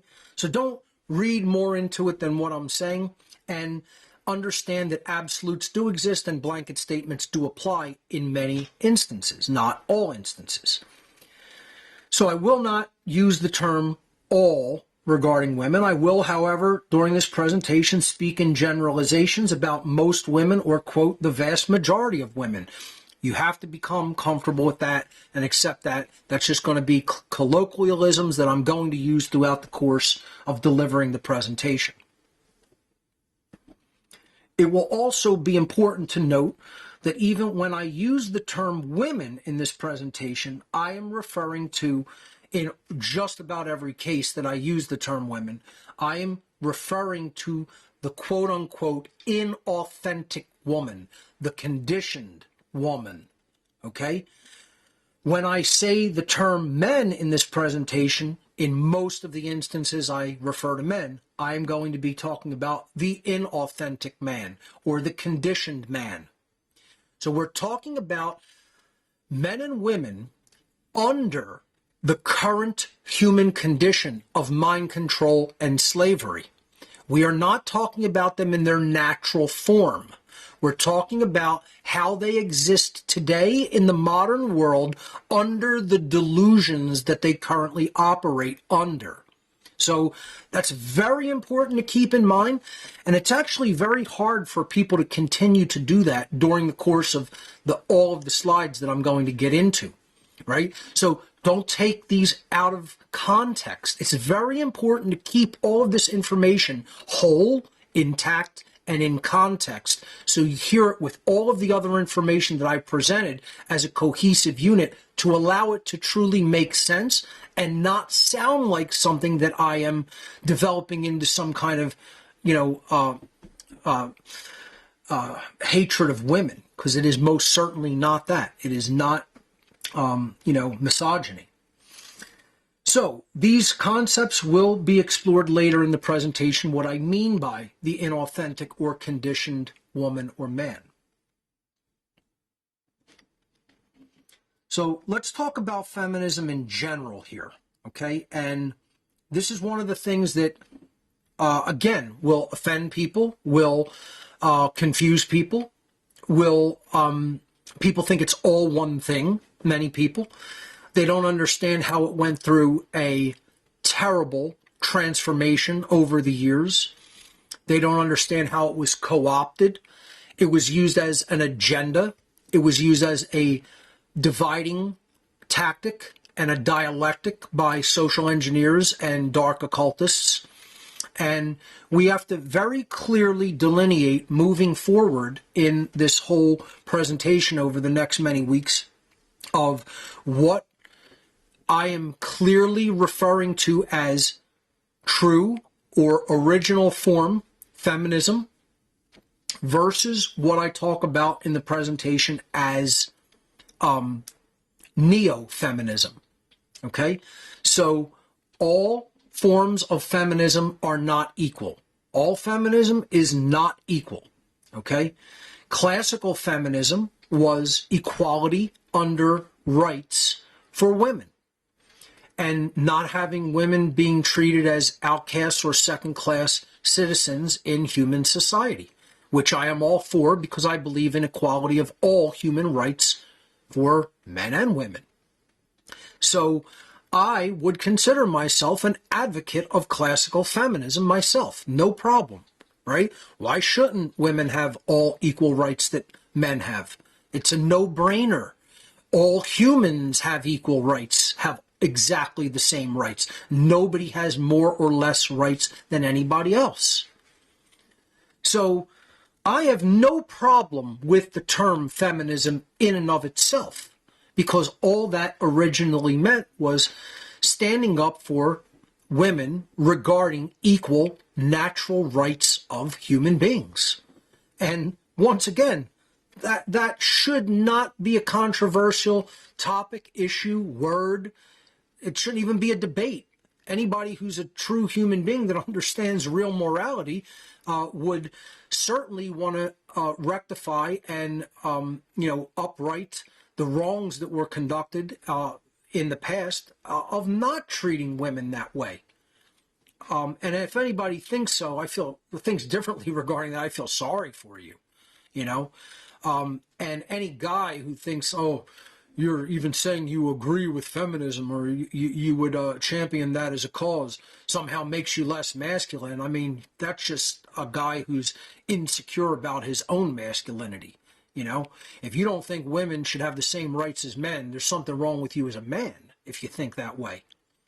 So I have no problem with traditional classical feminism for women standing up for their own natural rights and demanding them. Neo-Feminism, however, is something altogether different from that, folks. And it has, again, as I said, over the years, it morphed from a simple rights movement to something that is trying to do damage to not only men, but all of society. And that's a bitter pill to swallow for some people in the modern feminist movement, because they've taken things that were very simple and they've added not only layers of complexity to it, but they've added utterly ridiculous notions and utterly ridiculous agendas to it. And we're going to talk about all of those things, and if people get upset about it, they get offended by it, go right ahead. Once again, what I'm about to talk about is still true nonetheless, regardless of how you feel about it, regardless of how it makes you feel when I say it and present it. So the image that I picked for classical feminism on the left there was just two women holding up a sign that says votes for women. Now, once again, I don't believe in voting because I'm an anarchist, right? So I did a whole presentation with Etienne de la Boutier from One Great Work Network at Porkfest called Voting is Violence, right? I'm not somebody that believes that people should go out and try to vote to have one particular political candidate violently impose coercion on everybody else, because I don't believe in coercion. That's a wrongdoing and shouldn't be conducted. Authority, the belief in authority, is the belief in slavery. It's a wrongdoing and shouldn't be condoned. Government shouldn't be condoned, so I don't really believe in voting for men or women. I don't really think that that's a, quote, natural right. What the sign represents is this is where feminism started. It's like this is a how it started and how it's going slide, meme, okay? You've all seen those, and that's what this represents. This is how it started. Women just wanted to be treated equally as men, have their vote counted in political elections, be treated as ordinary human beings with natural rights. No, I have no problem with that. That's what real feminism is about. Now, how it's going is it has morphed into fuck your morals. And clearly what the woman on the right there under the neo-feminism banner is presenting is fuck the religious morals of saying that abortion is not morally right and is a wrongdoing. And that's one of the ways that, people equate morality and religion. Now, in this instance, religion does have that correct, that it is the initiation of harm to another being that may have not yet been physically born into physical existence, but is still a being within the womb of the mother. It is a being. It already has feeling. It already has a form of innate underlying intelligence. It has growth. It has movement. It has a soul. And I'm in agreement that, and have said many times on this show, that abortion is murder and a wrongdoing. And this is the concept that this is what neo-feminism has turned into. talking about the controversial issue connected with religion, connected with government of abortion. I don't think it should be connected with religion. I don't think it should be connected with government. I don't think there should be any laws regarding it. I don't think there should be any laws written by man. Because if you have to even write something down that something is wrong, it means there's not knowledge and there's confusion regarding right versus wrong. And that's the entirety of the problem in this world, is that we have not been truly taught the difference between right and wrong, and we don't know the difference between right and wrong. The difference between right behavior and wrong behavior is not a belief. It is a factual truth that can result either in knowing within the individual being or in ignorance of that truth within the individual being. Religion doesn't dictate that. The laws of man and government do not dictate that. Once again, true morality is written on the human heart. It doesn't have to be spelled out in books, religious texts, or laws. It should be common sense knowledge, but unfortunately humanity doesn't have any common sense. So, this is also the idea that women should have either more rights than men or power over men, or should, somehow lead society. And they believe that we're under a patriarchy, which we're going to talk about, and I'm going to dispel that myth, which is completely an illusion and a fantasy. We're not under a matriarchy either. As I said, we are under an occultocracy, ruled by occultists. And let me tell you something, folks. If you think that the occult hierarchy that runs this planet is all male, or is all white males, or is all rich males, or rich white males, you're delusional. As I've said many times, this whole idea that's like rich old white men run the world, or they're the occultists, you've clearly, obviously, it's blatant and written all over somebody. The moment they utter those sounds, you've never been involved in the occult world at all. Not even for a millisecond. Not only have you not been involved in it for a millisecond, you haven't seen it for a millisecond. You haven't witnessed any part of it. This is how I can gauge very quickly in conversation who's knowledgeable about the world that I inhabited. Because, if you spent all your time in a particular city and you know all of the underbelly of the city, you know every part of the city, every dynamic, all the transportation, all the clubs, all the people, all the, the buildings, the routes, you name it. You know the food, everything there, the culture, everything there is to know about any particular city. You know that in and out, and you've made a study of it in your life. And then someone comes along and they start saying things about the town that you have all this knowledge about. And they say things that are 100% the opposite of where you grew up, you lived, you learned, you took part in all these dynamics. You would immediately know as soon as they open their mouth, either they've never been there or they're lying. It's got to be one or the other things, right? So, the idea here is if they truly were there, they would say things that are accurate and true regarding it.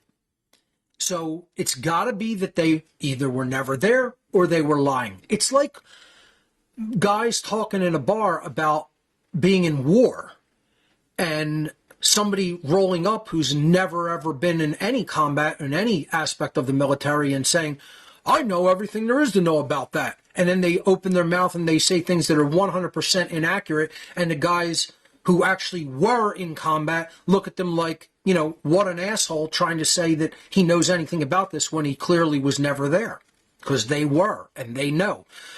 This is the dynamic that I'm talking about regarding the occult aspects of this, where it comes from, right? When I say there's no patriarchy, there's an occultocracy, I've been in the occult. I've not only been in it, I've been a priest within the priest class of Satanic occultism. Now, by my own admission, I did not move high up the hierarchy of the whole world network of Satanism and dark occultism. I stayed in what I would consider the lower ranks, or perhaps even the very lowest ranks within that pyramidal occult structure of hierarchy and compartmentalization and rank and pecking order.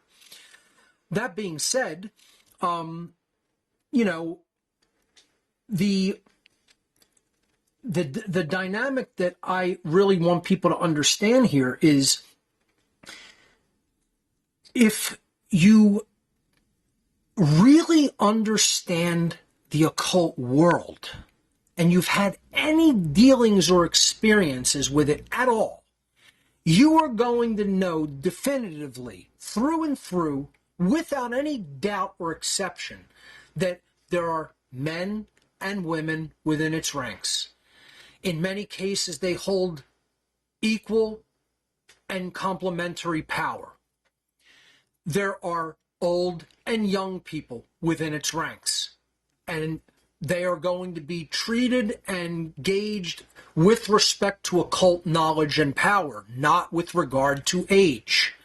I saw people within the occult world that were giving orders to people that were twice their age at younger ages, because they were more knowledgeable and had what they considered, and there's, you know, other superiors within the occult structure considered they had greater occultic power than did their, you know, elders in biological age. It doesn't matter if it's men or women. It doesn't matter if it's old or young. It doesn't matter if it's rich or poor. There were people in the occult world that had not a lot of physical resources in the world regarding money and assets and wealth, etc., physical wealth. And they were treated with greater levels of respect than some billionaires. You know, I talked about Alan Greenspan being involved in the occult. I don't think he was as influential as many people with far lesser money than him. And it goes on and on. These dichotomies are real, and they don't work the way people think they do. See, we have these limited in-box forms of thinking, like, oh, we've been told it's this, and so our mind just goes right to that preconceived mental box of, oh, it's all rich old white men. Like, just because a lot of bankers happen to be that. We go into, oh, it's all Freemasons, oh, it's all Jews, oh, it's all Rosicrucians, oh, it's all Jesuits. It's like, no, folks, there's tons of interconnected, overlapping networks having to do with religion, having to do with banking, having to do with other institutions, and they're all in ultimately the same higher level mindset of, I'm just living my life for a completely selfish agenda. I'm living my life about only what I could do for me. I'm going to get mine, even if I have to step over everybody else to do it. And that's ultimately what the heart of Satanism and the heart of Satan itself is. That's the involutionary force that prevents us from an accurate understanding of natural law and prevents us from moving toward true evolutionary progress. So getting back to my slide here of, you know, how it started versus how it's going. The, you know, woman on the right here would be very likely to believe, oh, it's a patriarchy, not understand any aspects of the occult, and certainly not understand aspects of the occult that even some young, poor, non-white women can have some of the greatest levels of occult power. Believe it or not. It has nothing to do with perceived station in society.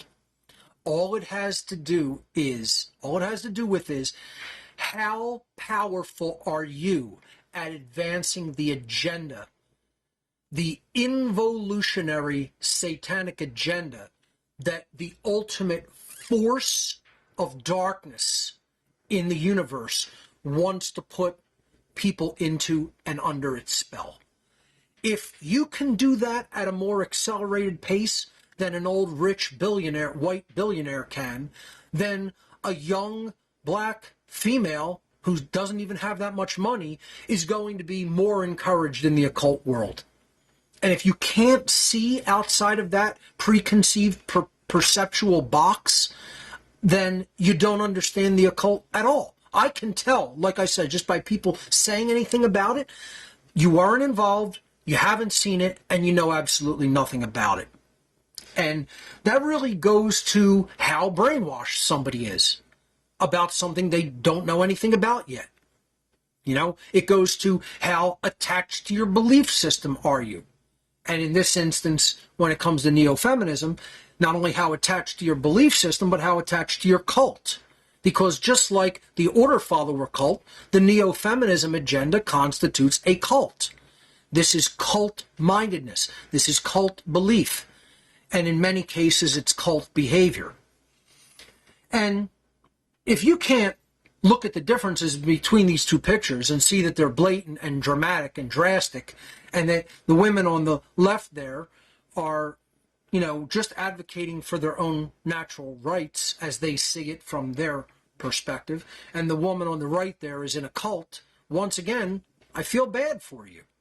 That means that you're under such delusion and brainwashing that you can't see the difference between advocating for rights versus acting in deep and distorted cult belief systems. So let's look at some of the qualities and characteristics of classical feminism versus neo-feminism. Just a very short list on each side. Classical feminism stood for, originally, equality for both genders in natural human rights. And again, it was espousing this for females because up till more recent human history, unfortunately, women were not treated as equals within their rights. And they always should have been, and it should remain that way now. So this is what classical feminine originally espoused and promoted and championed. And there's absolutely nothing wrong with those things. It also championed the idea that women should receive the same pay for the same work being conducted. I also believe in that. If you're providing value and you're going to receive payment for it in the result of a salary or any other compensation, men and women who do the same type of job and produce the same results should be, receive equal compensation for those things. If there is a discrepancy there and it really is the same work, then that's not something that is truly fair and just. So I believe that principle. Doesn't matter what gender biologically you are, if you're doing the same job, you should be compensated for it equally. And classical feminism did not believe in a patriarchy or matriarchy, but it ultimately wanted equality under rights, not sameness of appearance, not sameness of capabilities, not sameness of roles within human society. It wanted sameness of rights. Equality within rights is what was important in classical feminism. And it did not believe or accept in the presence or existence of a patriarchy or matriarchy, nor did it advocate for a patriarchy or matriarchy. It ultimately long-term championed and desired cooperation between the biological genders of male and female. And I have no problem with that. I stand for all of the principles there on the left. Neo-feminism, however, got twisted and morphed and distorted. And let me just briefly tell you why. Okay? It got morphed and distorted because the occult social engineers saw feminism, and they saw classical feminism as an opportunity to do many things. They saw it as an ability not only to bring women into the workforce and then tax them on their labor, which they wanted to remove them from the natural role of mother, of head of the household, as insofar as maintaining the family unit, morally educating the children, a caretaker of the family in general. from a nurturing and care, heart-based perspective. And they wanted to make them more like men. And one of the reasons for that from a social engineering perspective is if you make everybody more the same, right, where they don't have their unique identities and roles, then everybody sees themselves as under the same authority, within the same system, not having any differentiation. See, a big role in Satanism, and one of the things I talked about when I talked about my involvement in an organization here in Pennsylvania, which I don't even know whether it still exists, but I had involvement with it, called the Whitehall Church of Satan, which is in Whitehall, Pennsylvania, just outside of Allentown, Pennsylvania. One of their big agendas, one of the things that they championed and really wanted to see was the androgenization of humanity. They wanted men to be less masculinized and more feminized, and they wanted women to be less feminized and more masculinized, such that the genders, the biological genders, if you have masculinity here and femininity here, they wanted to blend them together into an androgynous form of a human being. And their actual way of explaining why they wanted to do that is because humanity could be globalized and essentially put under the same centralized yoke of authority far easier than if there is differentiation and cooperation between the biological sexes. And again, as you see on the left there, classical feminism did not want to go along with that. It didn't champion or favor a patriarchy or matriarchy. It saw distinction between the biological genders and wanted that to remain intact, but wanted cooperation between them, not dominance of one over the other in either aspect, which is not only reasonable, it's an enlightened position to take. The Satanists, the occult social engineers, realize that one of the main, most effective ways you're going to put people under chains and bondage, under the yoke of centralized authority, at a far faster pace. You could do it without doing this, but you're going to accelerate the means and methods by which it is done if you can not only divide the sexes mentally, you're mentally, dialectically dividing the sexes. You're making them compete against each other, not cooperate with each other.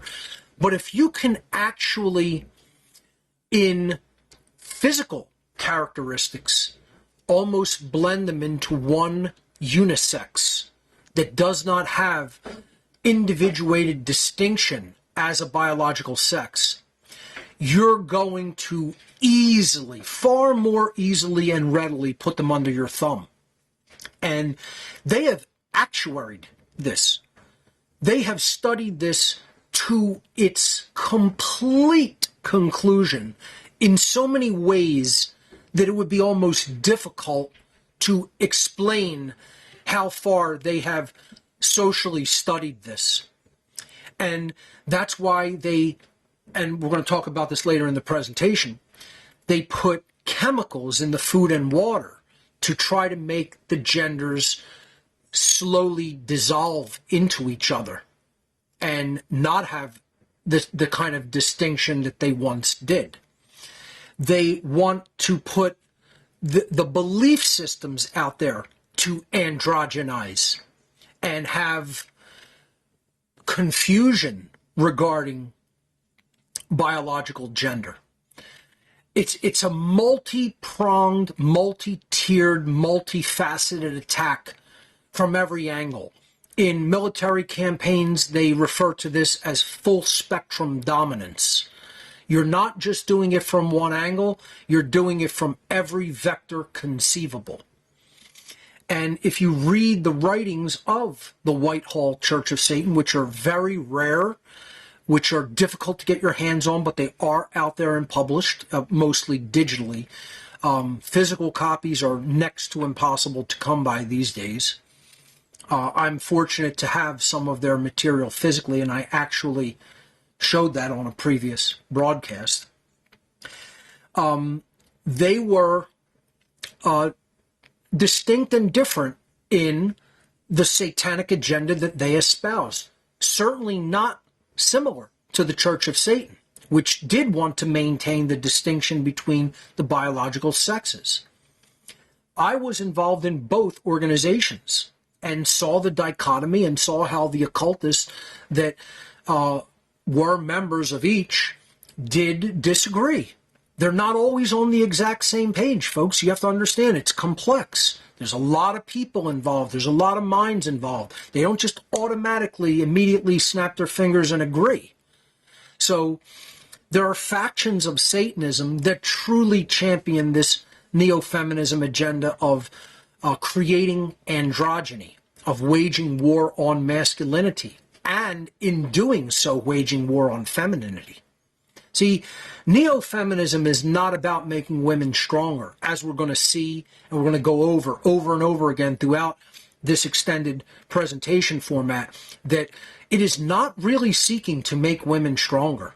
It is seeking to subjugate women by diluting true femininity from a true, unique perspective of the sacred feminine and distort it and denigrate it and devolve it into the unholy feminine. It is not about strength within the female gender.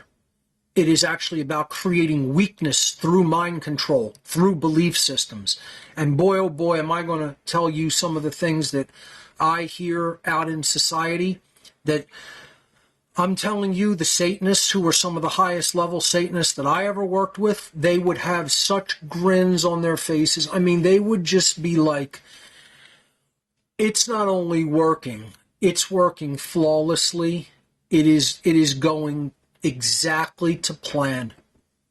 And I'll be sharing personal anecdotes. And quite possibly, and I'm going to reveal this today for the first time on this broadcast, I have not set it up fully yet, but I am thinking about doing this. And I have talked with a couple of people who I trust certainly to perhaps help with this operation. I am actually going to go out into society and do some social experiments to completely back up what I'm talking about in the presentation, in the Unholy Feminine presentation. And I'm not going to tell you the nature of those experiments until I have confirmed that they are going to be done, and we'll gather all the data and we'll present the data here toward the end, perhaps as an addendum to the presentation itself. But if in fact I do get the cooperation that I would require, we will share the results, and I guarantee you'll be astounded by them, and you'll be astounded by the presentation that I set up. The experiment that I set up, I should say. So continuing with the characteristics of modern-day neo-feminism, they espouse and champion, as their social engineers so completely attempt to instill and indoctrinate and inculcate them into, that women should somehow have superior rights to men. They should have additional rights that men don't have. There should be rights for women that men do not possess. Again, this is completely antithetical to natural law and objective morality. All human beings, regardless of biological gender or identity or gender identity, have the same rights. Okay? And we'll be talking about that as well in the presentation, the distinction between biological gender versus gender identity.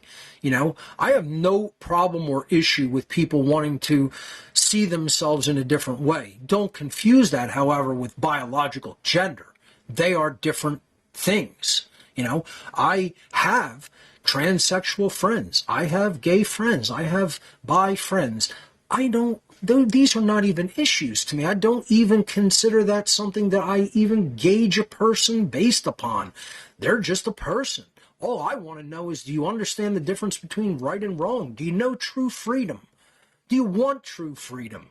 Can you espouse true freedom? Can you teach what true freedom and true morality is to others? And guess what? If someone is gay, if someone is bi, if someone is trans, if someone identifies in any particular way, as long as they can do those things, you're a friend of mine. You know, that's all. So, neo-feminists, unfortunately, insist that somehow women are or should be treated in a superior capacity to men or have superior rights to biological men. This is nonsense. This is completely antithetical to natural law and objective morality. Everyone has the same rights, because rights are the same thing for everybody. They're actions which do not initiate harm to other sentient beings. How would that be different for a biological man, a biological woman, a trans man or woman, etc.? You know, it isn't, because they're behaviors. Okay? And if, regardless of who does the behavior, if it's wrong, it's wrong. Regardless of who performs the behavior, if it doesn't initiate harm, it's reserved as a right. So this whole first general principle of neo-feminism, and these are the general principles of neo-feminism, they are not invented, made up, or exaggerated, is illegitimate on its face based upon morality and natural law. The second characteristic that I limited, just to list a few, was the neo-feminism attempts to equate genders in all aspects, not just rights. And that's exactly what I was just previously talking about. Again, there is biological gender. Okay, people tend to talk about that in the term biological sex, male or female. That is not identity, what someone wants to view themselves as. And we can get into all kinds of debates of where that comes from, what it means, etc. But hey, if someone wants to view themselves as something, that's not for me to tell them, you know, that they can't view themselves as that. It doesn't mean that they're biologically that, but they can perceive how they want to perceive. Okay? Neo-feminism wants to equate that with actual gender, with actual biological, physical gender. And that's not the same thing. Again, I just talked about the sacred masculine and sacred feminine earlier in this very presentation, and I'm talking about them as mental genders. Again, it's a principle within Hermeticism, mental gender. This is the seventh of the Hermetic principles, that there is gender in all things, masculine and feminine. That is not biological gender. So the mental / emotional / spiritual gender is within all. I have a feminine aspect to my consciousness, even though I'm a biological male. And that's okay and good and should be nourished and should be kept in balance with the masculine dynamic of consciousness. Okay? What neo-feminism is trying to do is not only equate biological and, quote, mental gender, just to use the term of, you know, non-biological gender, of masculine and feminism. I'm just going to call it mental gender. That's generally how it is referred to in Hermetics and other occult traditions. You could see it as spiritual gender if you want. I'll refer to it in mental gender because that's the first step removed from the physical. Okay? Then you can go to the emotional body and, you know, then, of course, the full psychological makeup and then the spiritual. But for purposes of simple working definitions, let's call non-biological gender throughout this presentation mental gender, as it is generally referred to in Hermeticism. Okay? So they're trying to equate biological and mental gender, and they are not the same thing. Okay?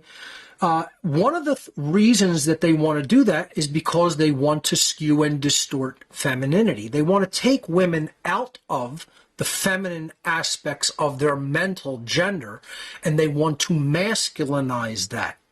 They want to masculinize them in their physical gender, in their physical characteristics in many ways as well. Okay? It's a war on femininity in general, on genuine femininity. And I'm not talking about, femininity that is just there to somehow accentuate feminine beauty to attract men, or make women identified with rigidly structured roles as a female. That's not what I'm talking about. What I'm talking about is being in the feminine as a woman and being in the masculine as a man, which are the natural roles of men and women. And when they complement each other, and then within the mental, emotional, and spiritual makeup of each being, there is also a balanced component of having within the masculine being balanced feminine mental gender, and within the feminine, the female being balanced masculine mental gender. So as a man, staying within their masculine, but having a balance of the feminine, the sacred feminine mental gender is enormously important. Okay, and then follow what I'm saying. Conversely, a woman, biological female, being in her feminine energy, but having a balance of the sacred masculine mental gender.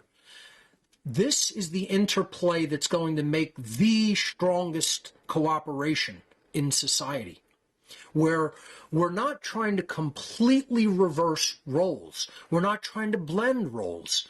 We recognize uniqueness and importance of both roles of men and women naturally in society with the balance of mental gender in place. This is common sense.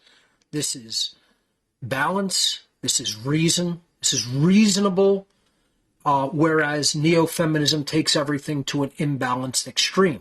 And that's what it's designed to do by the Satanists and social engineers who invented it as a divide and conquer strategy and as a dialectic to weaken women. And I want to say, I don't want weak women in society. I don't want weak men in society either. But when women are weakened and go into this unholy feminine dynamic, it has a chain reaction effect that is far more destructive than anything anybody can do. And I want to make it clear, before I even move on to the last aspect of neo-feminism that I want to talk about in this brief list, that I really want to champion women as change agents within our society. It's something I'm going to talk about at the very end of this extended presentation. Women could be the most powerful change agent champions if they step into that divine feminine role. That is one of the biggest sacred feminine energies that I hope I continue to embody. And yes, I have a lot of masculine energy, okay? And I'm harsh with that a lot of the time. But my entirety of my reasons for stepping into this role as a teacher and influencer is based in the sacred feminine dynamic of care. True care, what I call the eighth and lost Hermetic principle, that is it's not even lost. It's so all-encompassing that I don't even think the Hermeticists saw this principle, because it's so big, they're trying to focus on the individuated. And again, it's like not seeing the forest because you're focusing on one tree, or 7, as the case may be. The dynamic of care, the principle of care, encompasses all the other 7 Hermetic principles in the cosmic egg. And that is the boundary. That is the feminine, sacred feminine womb from which everything else springs. That's the womb of creation. How could you not incorporate the principle of care?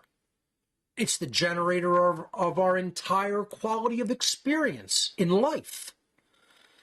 That's the dynamic I choose to serve. This is what I mean by I want to be, as a biological male, in my masculine. However, I am going to also blend and balance that and be serving the role of the dynamic of the sacred feminine in the course of my work, because it's all based in the principle of care. It's the same thing that if a true courageous and strong woman who is not conditioned and mind controlled by neo-feminism and the satanic agenda that created it, if they stay with, as a biological female, stay within their feminine energy, yet balance and incorporate the principle of self-defense and defense of truth, they're incorporating that sacred masculine dynamic into their mental gender. And you can see how that dynamic interplay is going to create the best people, the strongest people, the people who are going to be complementing each other, cooperating with each other, and most of all, defeating tyranny. And God forbid we don't want that, because the social engineers and Satanists, that's the last thing they want. That spells doom for them and their agenda. So this is why I feel like this presentation is so important to revisit, because I really don't feel people got it when I delivered it. I think the people in the room, pretty sure they may have gotten it, right? I'm not discounting the people who were there and saw it and, all of that. I'm talking about the wider world. Like, this has to get out there to the wider world of normies, of people who don't usually think about these things, and especially the women who have been devastated and weakened by this satanic agenda. They're really victims of it. They're embodying this agenda. They're enacting it. They're completely brainwashed and just, going along with this agenda and saying whatever this agenda and its engineers want them to say. They're behaving how they want them to behave.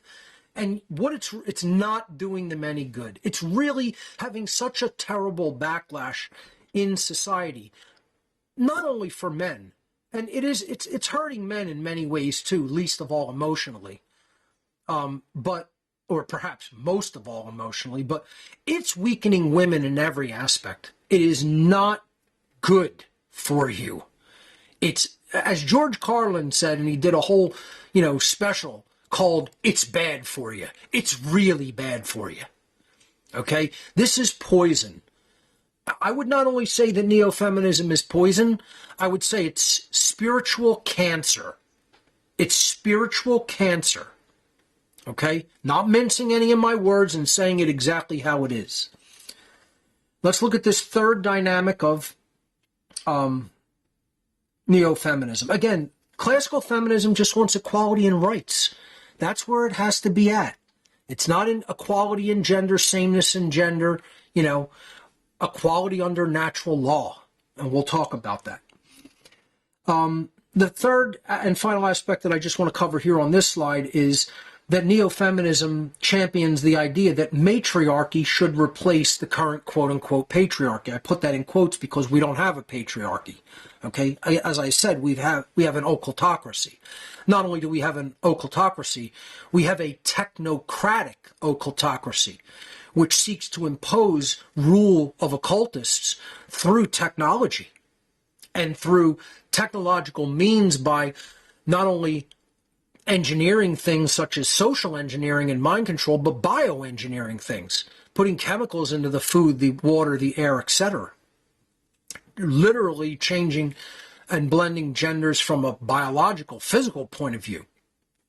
We're under dysgenics in the physical, not just mental dysgenics and spiritual dysgenics. It's a very real, visceral, physical, in the body agenda of devastation and degradation. And we're going to talk about how it's a war on not only biological gender, but it's a war on testosterone, which is the power and drive chemical for both men and women, and how important that is for both genders. That's what they really want to devastate in the body, is testosterone. Addressing this third characteristic, that matriarchy should replace the current patriarchy, I mean, imagine rule by men or rule by women. I mean, it's subjugation of the opposite gender. First of all, who thinks that's a good idea, whether you're a man or a woman? What man thinks that men ruling women is a good idea? What woman thinks that women ruling men is a good idea? I'll tell you who. the completely inauthentic, brainwashed, spiritually deadened, and weak man or woman, respectively. If you're strong, if you're truly within your natural identity as a man or a woman, and you're not only within that, but you're within the larger cosmic identity that you are consciousness having a human experience, and that your mission and agenda in this reality, on this planet, in the here and now, is to end human slavery, because it is a moral wrong and an abomination. It's the abomination of all time to enslave beings and prevent their spiritual evolutionary growth as a species. That's the biggest cosmic crime that can be committed. And it's being committed here on this planet every day, and has been for tens of thousands of years, if not hundreds of thousands. So this idea matriarchy should somehow overwhelm and replace patriarchy is utter nonsense. I mean, this is the abuse victim cycle perpetuating itself, because women were not treated with equal rights in the past. They think they should usurp men in society, take, their assumed roles in positions of power, and reverse the roles, and women should be subjugating men. I mean, this is the exact definition of the continuation of the victim abuse cycle. When I talked about the victim abuse cycle, and I don't have the slide present, but you can go back in former podcasts and look at it. When any type of abuse happens, whether it is physical, whether it is verbal, whether it is psychological, emotional, etc., the person who is having the abuse done unto them makes a choice to identify with either the one doing the abuse or to continue to identify as the victim of the abuse. But they never step outside of the cycle of abuse. So, has there been historically abuse of rights when it comes to women? Absolutely. Does that mean that there is a patriarchy that was in place or is still in place? Still in place. I do not accept that as true. I do not believe that that's what that means. It means that the social engineers previously wanted to continue male domination over women in society, to perpetuate fear, to perpetuate coercion, to perpetuate the concept of authority, to perpetuate the concept of, we will simply tell you to do, and if you don't obey our authority, we will harm you. I don't see that as patriarchy. I see that as slavery. And it isn't slavery for women. It's slavery for all beings. It's slavery for men and women. It's slavery for humanity. We have to stop thinking about this in terms of it's us versus them. There's two sides. It's a dialectic. That's what they want. They want maximum division. And believe me, you can't get any more maximum division than pitting men versus women. Okay? You try to pit religions against each other, there's hundreds of them. There's a few big ones, but you're still going to have less than a 50-50 division, as I'm going to talk about. You try to pit sexual identity. Well, we can realize it's not just men who are heterosexually attracted to women, women who are heterosexually attracted to men. It's not a 50-50 breakdown. There's gay men, there's gay women, there's bisexuals, there's people who identify as different forms of sexuality altogether. So you're not going to get a 50-50 breakdown there. But in biological gender, you're pretty much always going to get that 50-50 breakdown, so they want that division. And so they want people thinking that either biological men or biological women should be the leaders and rulers of society. Again, if we break it down, matri from matriarchy comes from the Latin mater, which means mother, and the Greek noun archos, archon, which means ruler. So the mother or female should be the ruler.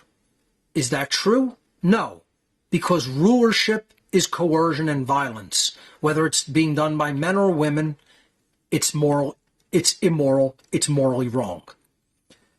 There should be no rulers, okay? Patriarchy, from the Latin pater, meaning father, and again, the Greek archos, archon, meaning ruler. So men should rule under a patriarchy, under the belief of a patriarchy. That's also equally ridiculous because, again, all people have equal rights. Men imposing rule would be coercion and violence, and that's antithetical to natural law and morality. There should be no rulers, which is anarchy. And meaning the absence of or the negation of, not present, versus, and then again, archos, archon, meaning ruler or master. No ruler, the absence of rulers. No master, the absence of masters. That's what anarchy really is. It has never meant anything else.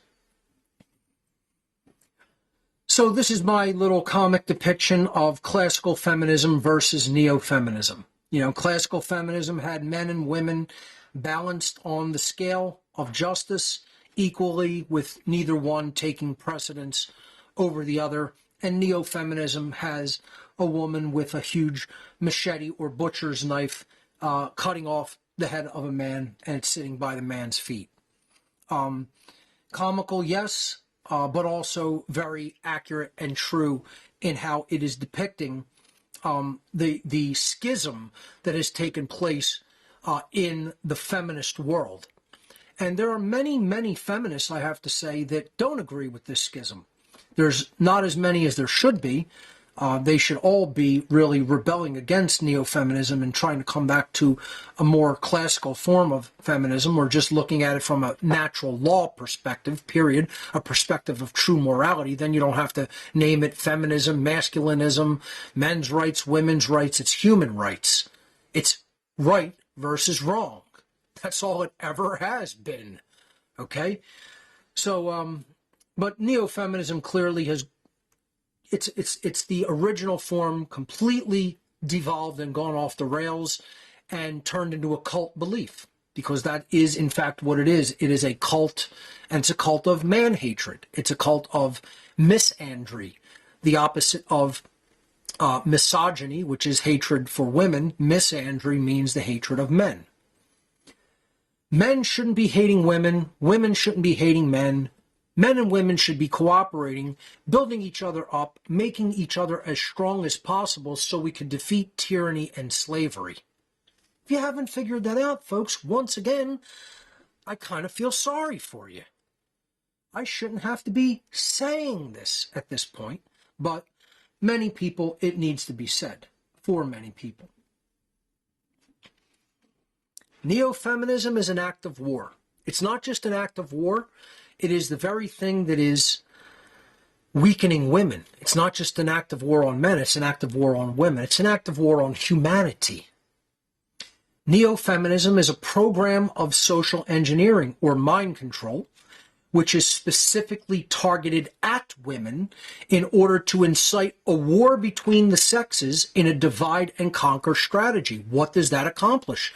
That weakens all of humanity so that we become easier to rule. We become easier to control. We become easier to deceive. We become easier to enslave.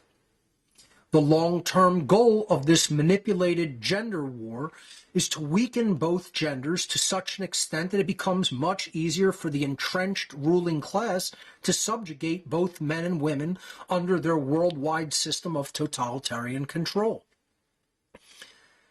And they're well on their way to this agenda and its fulfillment. They are winning. We are not winning. We are not seeing the divide and conquer strategy as a people. And believe me, all I need to do is step outside my door to prove it. And, you know, it's definitely improved the further out into the suburbs and the suburban and ultimately rural areas that you go.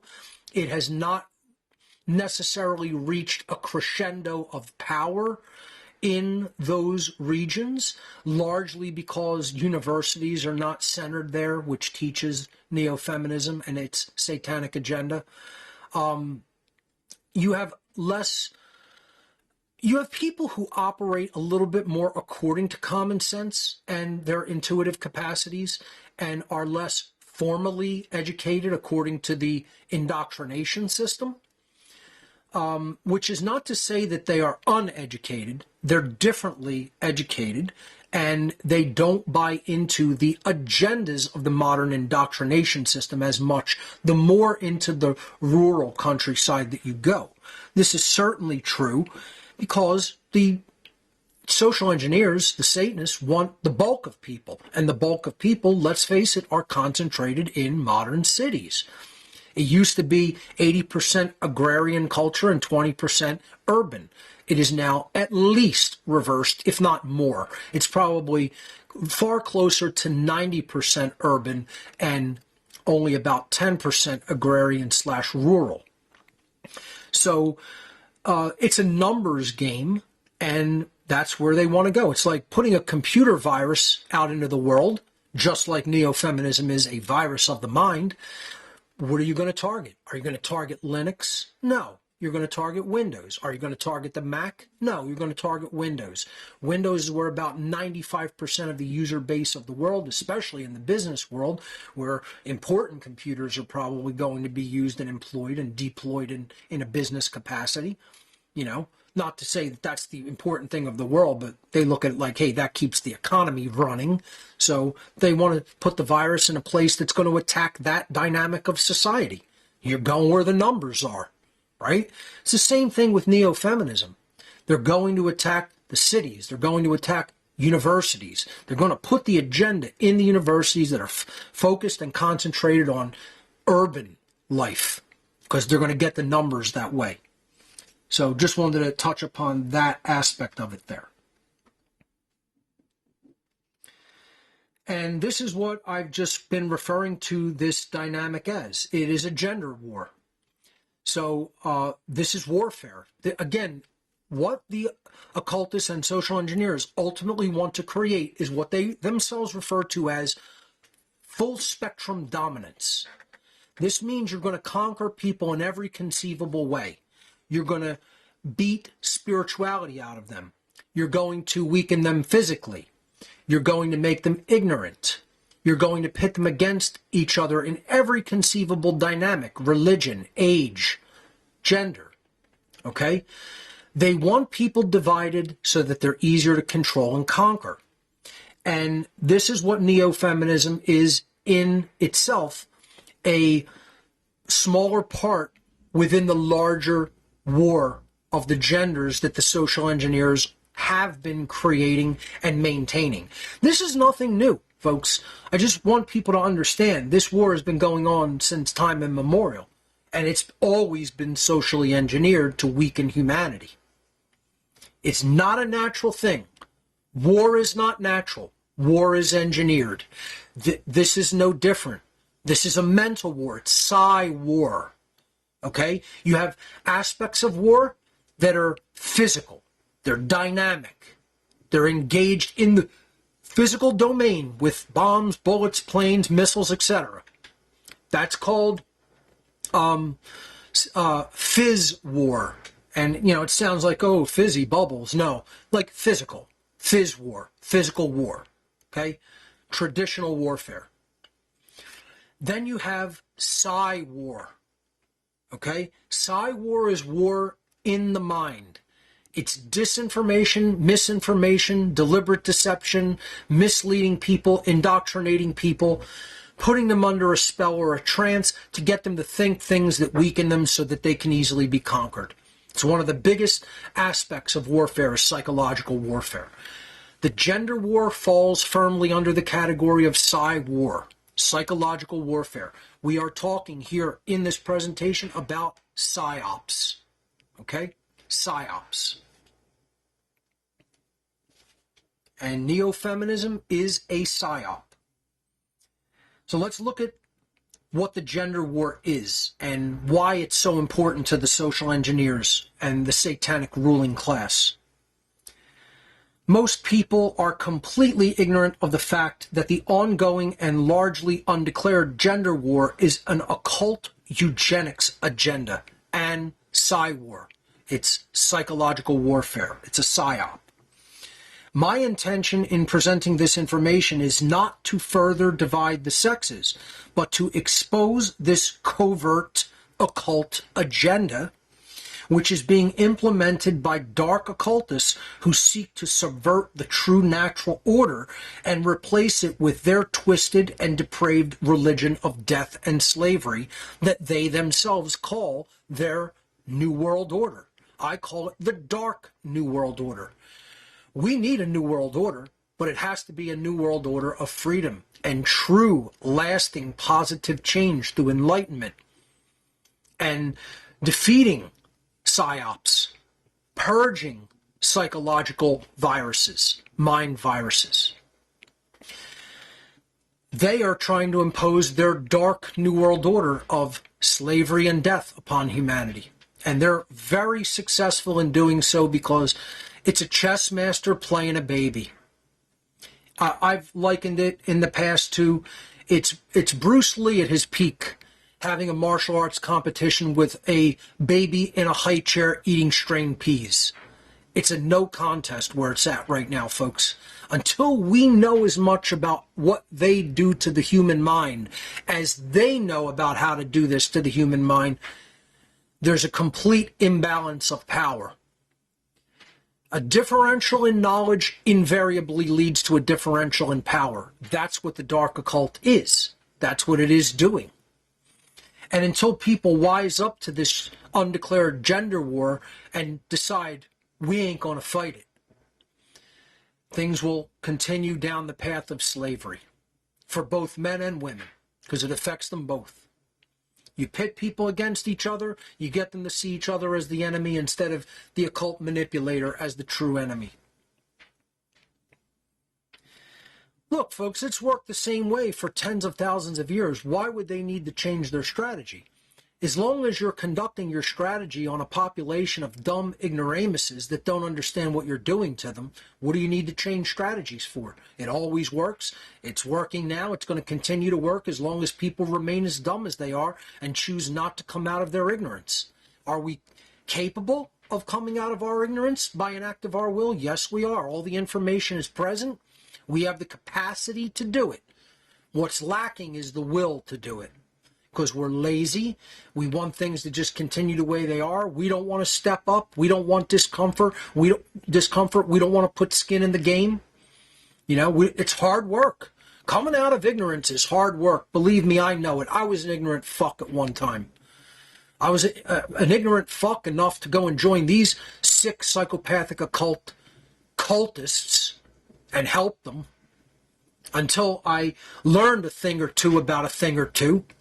And did that very exceedingly, in a driven way, in a obsessed way. Let's face it. I took in information in an obsessed way. You know, when I do things, I do them all the way. So, it took years of me, delving into this information obsessively. I like to think that because of my efforts and because of many other people's efforts, both men and women, it's easier for people to come out of the trance today than it was even when I came out of it back in the early 2000s. Because information can be condensed now. It can be put in formats like this, and people can learn this in a couple of years instead of a couple decades. Maybe even less than a year if they're very driven. And again, drive is going to play a big part in this, because the chemical that formulates that biologically in the body is the one that's under attack the most, which is testosterone. What the gender war is, what the whole avenue of psyops that created the neo-feminist movement and agenda is it is a dialectical manipulation. It's what I call polarization dialectics. And I've talked about this in my psyops presentation and in many other presentations that I've given over the years. So what is dialectical manipulation? What is a dialectic in general? How does this act as a manipulation strategy in the human mind as part of PSYOPs, Psy-War? The word dialectic is derived from the Greek preposition dia, meaning through or by way of, and the Latin noun lectus, meaning choice. Again, an election is something that stems from choice. Election. El can also mean God, and lectus. So you can look at it as from choice or out of choice. Election, electus, because the preposition e means from or out of in Latin. Or you can mean it as el, which means in the ancient world, el, this or Elohim was the Hebrew word for God. So election could also mean choosing a god, because that's what it is. It's choosing a master. El, or Elohim, and Archos, Archon, is just a different way for saying a master over someone else in either Latin versus Greek. You know, so in Greek it's Archos, Archon, where anarchy comes from, the absence of a ruler or a master, or, you know, a god in the sense that it's a being that's trying to play God. It doesn't mean no God in the sense of there's no cosmic God that created the universe and its laws. It means that there is no God above you in human form that's playing God, that's trying to usurp the role of God as being the author of law. So it's an interesting dynamic that you could look at an election like that, but just, you know, it's the same word, the same root word from Latin, lectus, or choice, that the word election comes from. Dialectic means two choices. Dia is also another way of saying two, okay? Dichotomy, right? But dia means through or by way of, a method of getting there, right? So you're giving people the choice, and it's often a false dual or binary choice between left and right, between one form of a political ruling party or another form of a ruler, okay? Like Republican versus Democrat, conservative versus liberal, okay? Doesn't matter what dichotomy you put there before people. If it's a false dichotomy, then people will make a choice and end up in the same place, as the cow can make the choice to go to the right or the left, and it doesn't really make a difference because the end of the corridor is the slaughterhouse. And that's exactly where humanity is headed. We're that cow making the choice of, you know, which arm do you want slaughtering you, the left or the right? Which finger, you know, on which hand, you know, do you want to pull the trigger when the bullet goes into your head? Do you want them to do it with the left, you know, index finger or the right index finger when they pull the trigger? Doesn't matter, because you're going to be dead. And this is how a dialectic works. Now, there are some choices that are dual that are not illusory or false, like the choice between authority or true freedom. That's what I call the real divide. There is true difference between that. Biological sexes, there is true difference. Ignorance and knowledge, there is true difference. Light versus darkness, there's a true difference. They are gradations, but there is an actual difference. They represent different things. Good versus evil. Right versus wrong. These are legitimate, true dichotomies. Dialectics are false dichotomies given to people to give them the illusion that they have a choice when they really don't. The enslaver wants the slave to remain their subjects or property, so they give them the illusion you could pick between two administrators, but you're still enslaved truly in the long term. It's the whole principle put out in the Jones Plantation movie. Yeah, actually get a side shot of this. Yeah.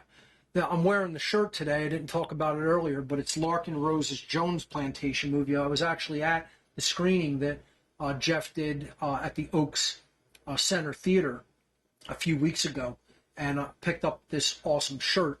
The movie's brilliant. Everyone should see it.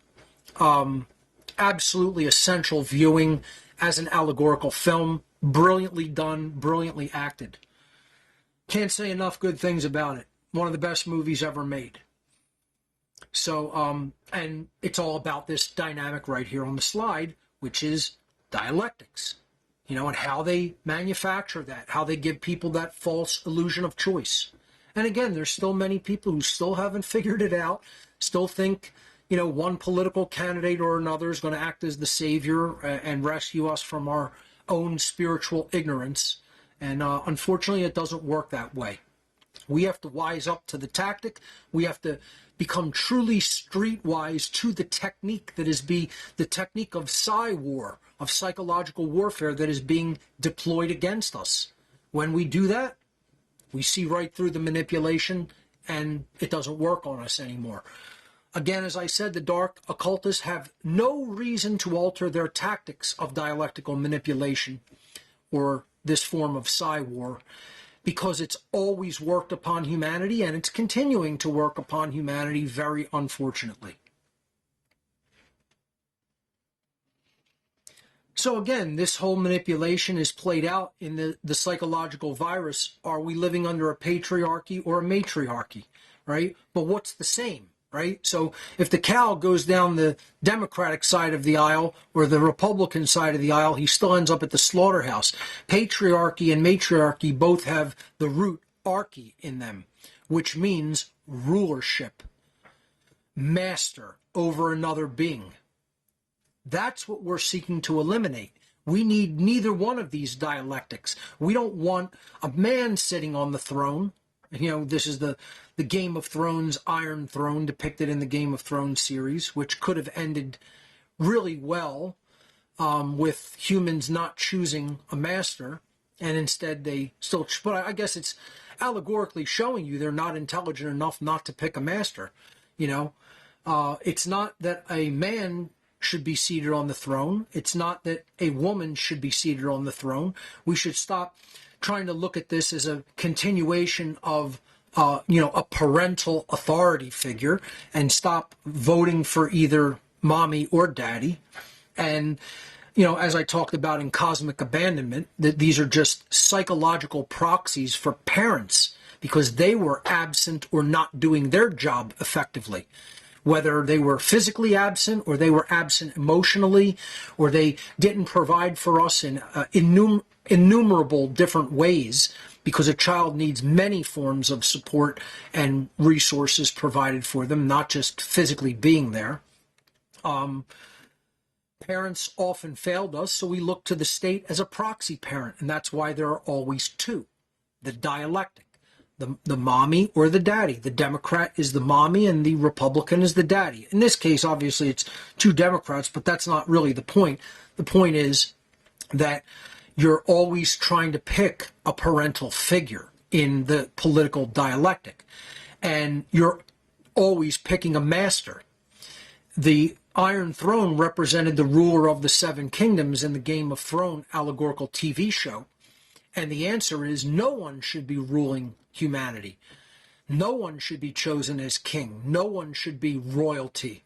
There's nothing special about the blood of any king or queen and never has been. Royalty's always been an illusion. It's been a dialectic. It's saying somehow I'm different and better than you. And it's all a ruse. It's all a war. It's all a psyop. When in fact, the root of both of these terms is arch, which comes from archon. Archos, archon in Greek means ruler or master.